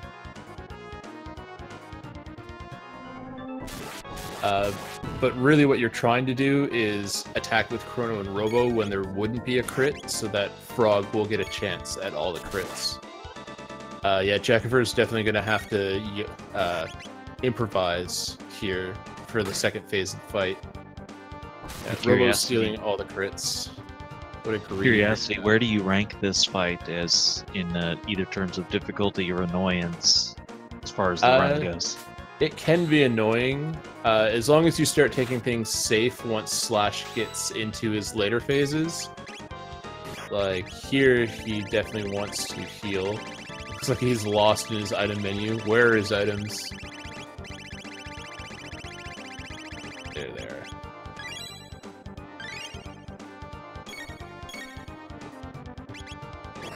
Alright, so, yeah, at this point, he's... Like, if anything goes really, really bad with this fight, you might as well just heal up and hold X, which is the auto-attack button. Or Y, depending if you've swapped your controls.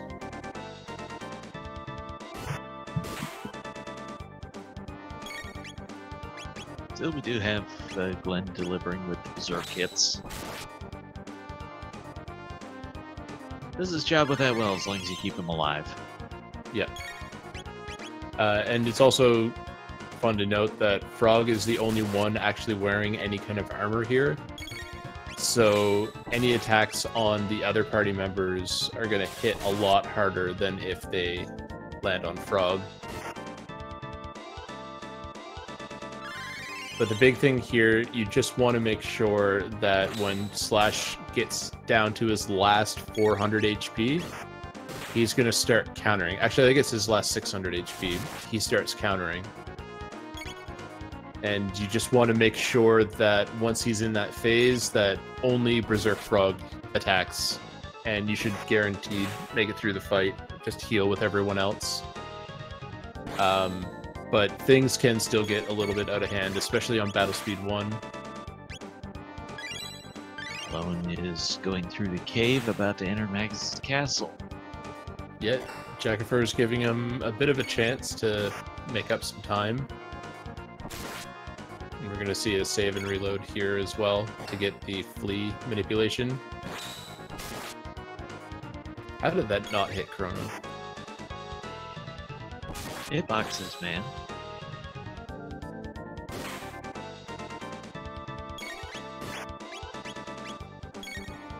Alright, we should be seeing a yes indeed counter here pretty soon, I think.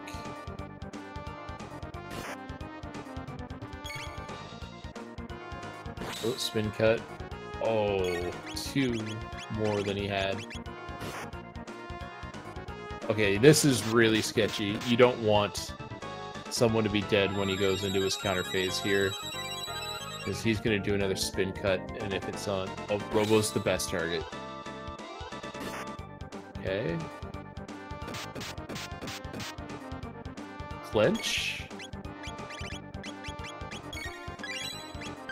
It's a hype moment. Oh, wow. That's so lucky. That would have killed anyone else. Go Frog. This last attack should do it. Oh. Yeah, ideally what you want is to have Frog crit and Frog regular attack, and that's pretty much the end of the fight. Do it. Fail. He's through. 43, so about 6 minutes to get from the end of Flea's fight over to Slash. And we get a new sword. And this sword is amazing. +2 on speed. Like, Chrono's just 1 speed away from maxed out speed.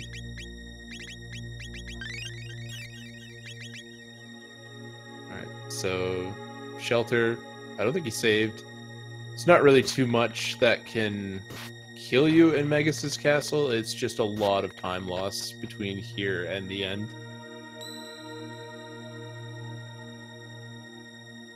Yes, so the Hall of Unavoidables. Can't skip these guys. But you can run away. Have to fight them, just can't skip them. There's a lot of really tight battle skips here in Magus's castle. But these are not one of them. In particular, those stairways. Stairways, ramps, whatever you want to call them.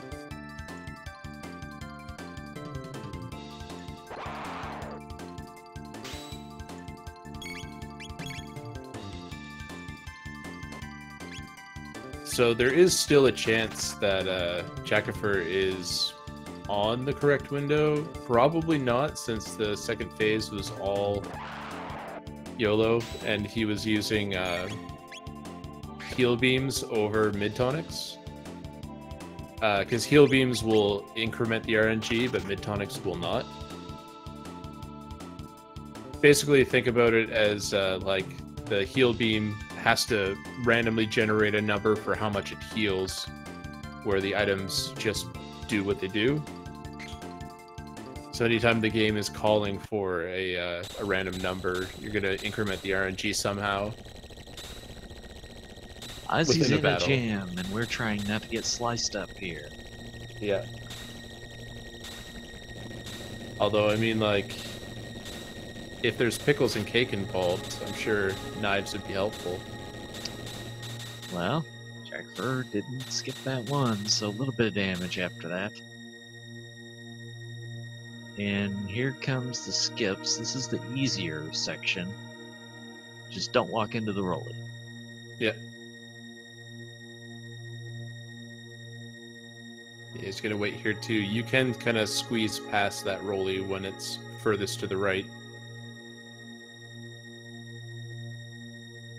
Jackafur just making sure to take this room nice and safe. You don't want to lose time by falling down there. One thing to note, though, if you want to write it in your notes or something, each pit has a designated exit to it. So if you accidentally fall down one of the pits and you've fallen down that pit before, you should be able to know exactly which of the 4 possible save points are the portal out of there. So those outlaws mostly about taking the tight turn, and you end up being able to skip the encounter, and of course don't walk into the rolly. But that interesting setup where you use the trailing characters to force them to walk out of bounds so you can get on by without the encounter. Yeah, I've always really liked that strategy. There's another strat which is really tough, where you can actually use one of the rollies to push the bird out of bounds. But the setup for it is very difficult.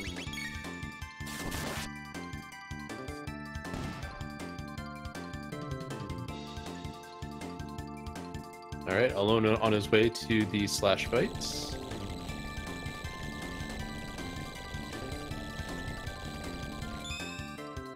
Fell behind a little bit on that segment. That was about 10 minutes behind.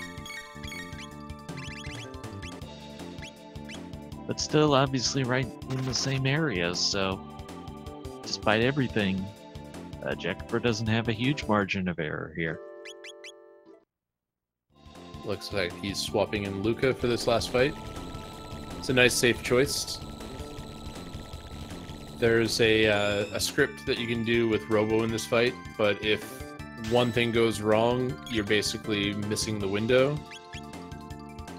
So with Luca, it's just a little bit easier and a little bit safer. So, we got the crit on Frog. There is a chance that Jackafur might still be on the right window. We'll find out very soon, actually.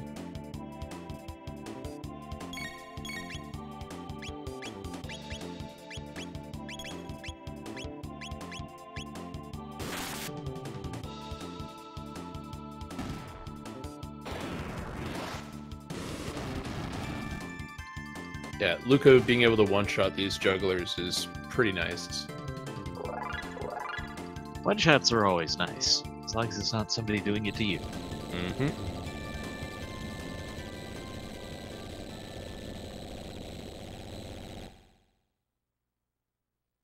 I just get a pretty good workout with those wenches. Wenches? Yeah, I think that's the right word. It's not a wrench. And this the hall of completely skippables.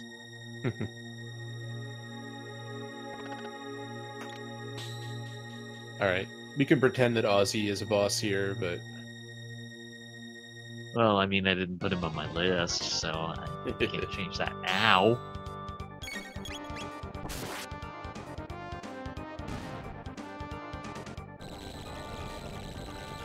So we're looking for a 119 on the last switch that Chrono hits before going into the Magus fight.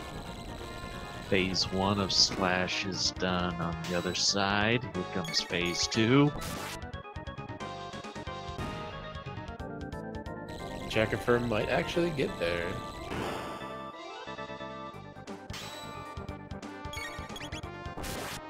$119.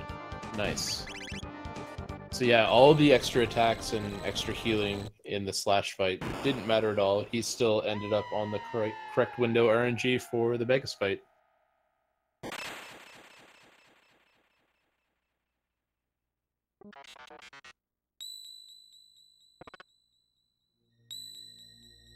Of course, now one important thing remains. Do not go batty. Oh, right.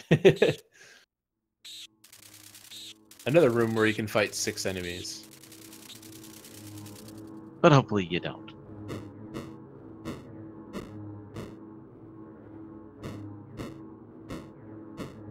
Yeah, so it looks like Alowne is properly navigating this fight. Frog's getting crits all over the place. 400 damage per attack. It's pretty insane, actually.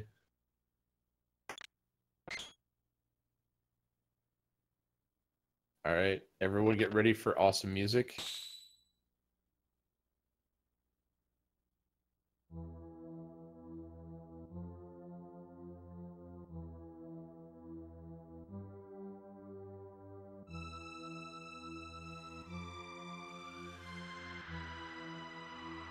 So with the Magus fight in the first phase, we're looking to do roughly about 2,400 damage. We're going to cause him to choose a barrier with an attack with Chrono right off the bat. And he should do a shadow barrier. In this fight, we only have access to 2 types of magic since we never taught Frog any magic. So lightning and shadow are the only barriers that we actually want to see. And as long as you follow the script when you're on the initial starting seed, you should be okay. Solid Slash fight from Alowne. What Glenn does here that's so important, though, is that second hit, or one hit from the Mossmune, will cause a weakness so that the spell does more damage. Yeah. And it's the difference between like 300 damage and 600 damage.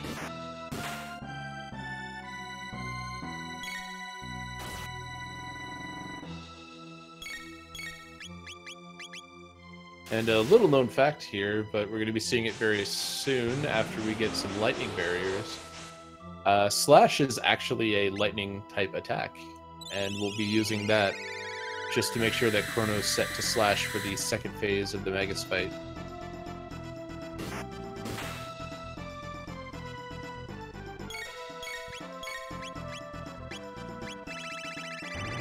Non-lightning barrier. Jackafur's lost in his item menu again. So that can actually happen when you're trying to run away from a fight. If your character is on item tech memory, your R button will scroll you down while you're trying to run away.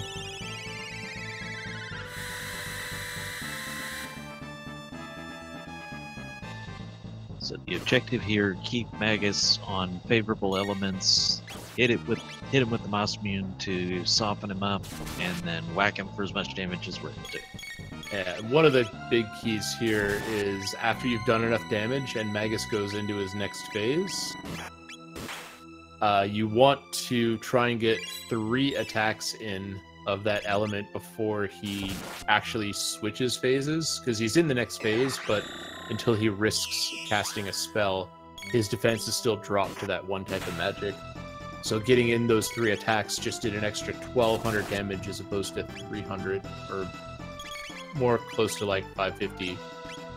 Yeah, and that's just a case of being alert to the fight, because you'll notice he does not barrier change after getting attacked. So. Yeah, at this point, Jackafur is through the hard part, and he's just spamming attacks until the fight's over. Yeah, Dark Matter not quite as terrifying when you use the unequipped glitch. Yeah. Sure, you remember this hitting you for like 400 damage. Now it's just doing nothing. They get him in the 90s and you're talking 3,000 damage from Dark Matter. Alright. Not sure.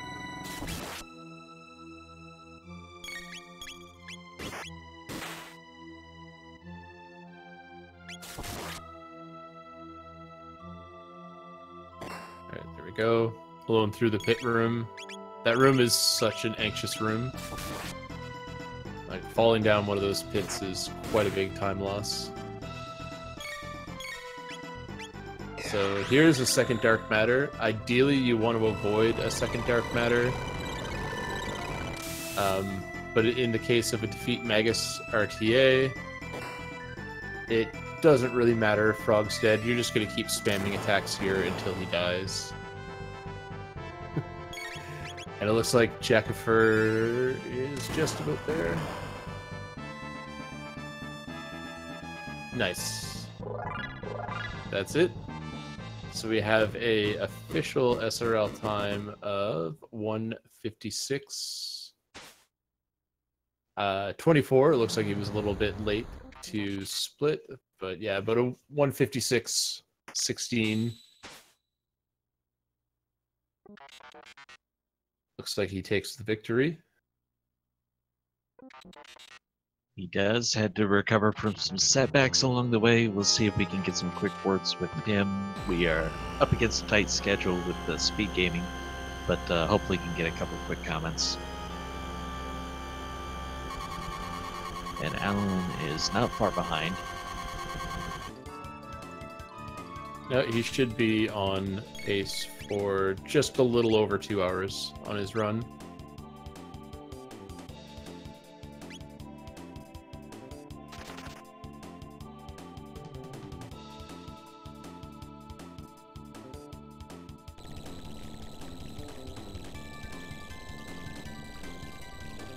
We'll mention Jackafur said in the SRL channel that got in train wreck territory there for a second at least twice.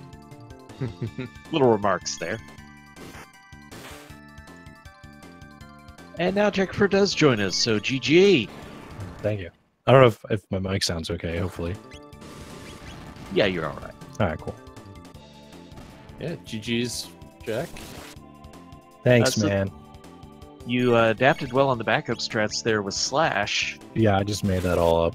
I was supposed to do a rocket punch, and I did a normal attack on Robo by accident. And I think midway through the run, when I went to reset my RNG, and you're supposed to do 148 beats per minute. I did 144, and that started to throw me off. I didn't realize it right away.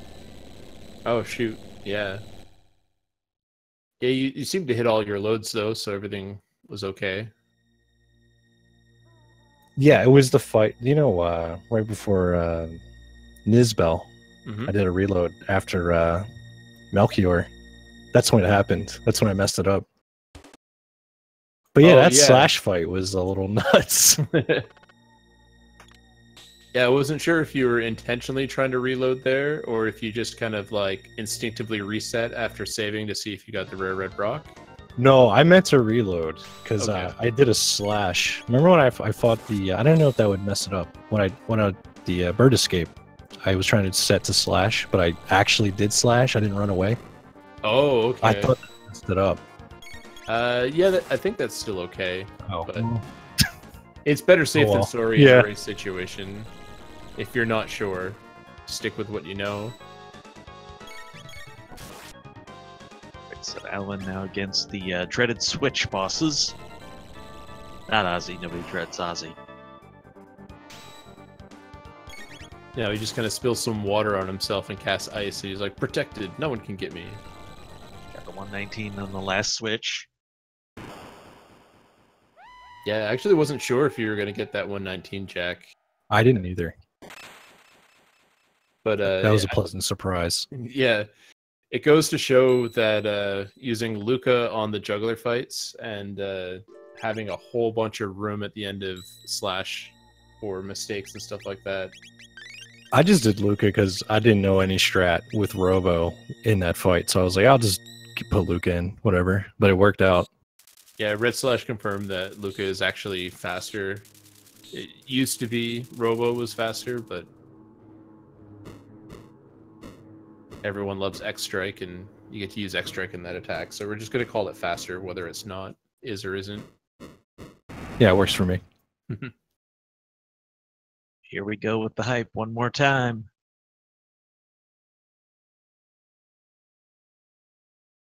Magus fight begins.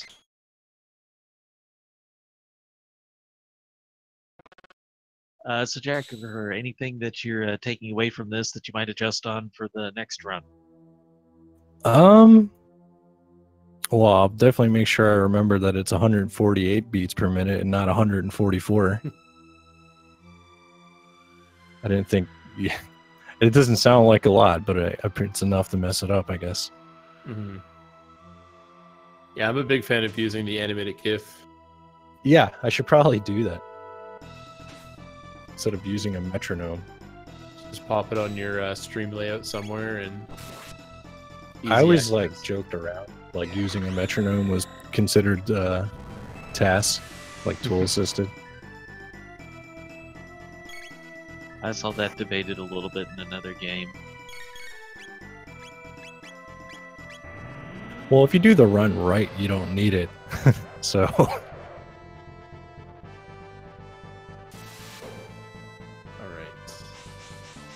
Yeah, everything seems to be going well for Alowne here.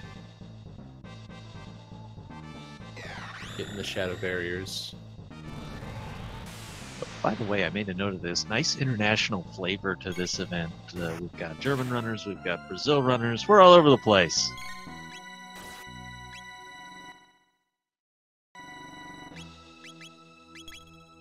I mentioned that because Alowne is from Brazil, if anyone doesn't know. oh, is he from Brazil? Yeah. Yeah, I didn't know like how good he was or anything going into this. So I was like, I wonder, like, if, you never know. I didn't, I took it seriously. I just I didn't even want to know how good he was doing or anything. Actually, my fiance came up to me. She's like, "You're doing good," and I think that's when I messed up. Actually, like, dude, can you stop? Please don't. That's there awesome. were I a didn't couple realize he was from Brazil. miscues from somebody obviously still learning the route. The fight you can get before the Guardian happened on the side. Yeah, he pressed X in that room. Oh, Yeah. that's brutal. Yeah, you can't run from it Yeah, either. I guess he beat him. Yeah, it was very, very scary though, because everyone was super low HP. But Chrono pulled out 3 crits back to back to clutch the fight, and no one died. I probably would have just dot quit like right there. Like, no way. I wouldn't even know what to do. Yeah, I think you he just went actually. into minute strats. Clearly, that's your forte. Yeah, just make it up, dude. It was kind of fortuitous because Alowne accidentally equipped the Berserker on Chrono. So he was just going ham on the extra buggers in that fight. Phase 2.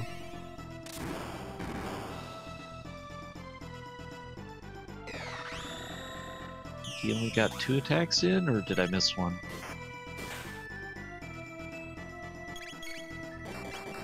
I'm not too sure.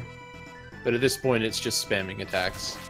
There's a script for how you want the attacks to go off, so you can kind of maximize your fight here.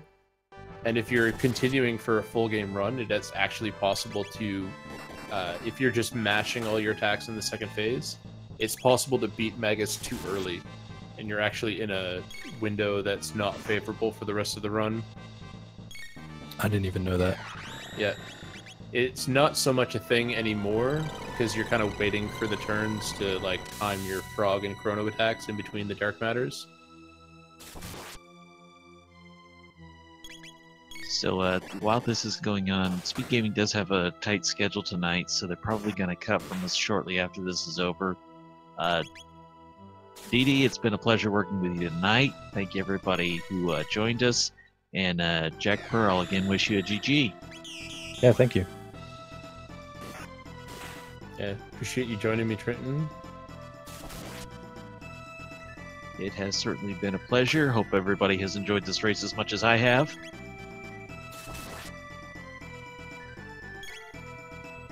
And Time. he's done. He did the fight better than I did.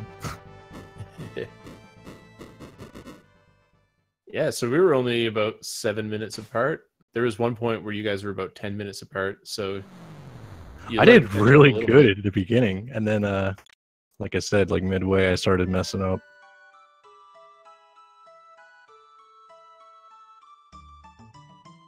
Alright, so as Trenton said, I think they're going to be getting ready to swap over to something else pretty much right away. So stay tuned. Take a look at the schedule if you're interested in seeing what else is coming up. And stick around on Speed Gaming. There's plenty of awesome stuff coming up. And again, I believe our next race scheduled right now is Saturday at 5 o'clock. Speed Gaming Family Event. So stay tuned to the schedule for that.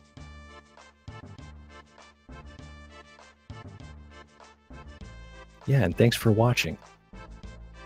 Indeed. Thank you, everybody, for spending your night with us.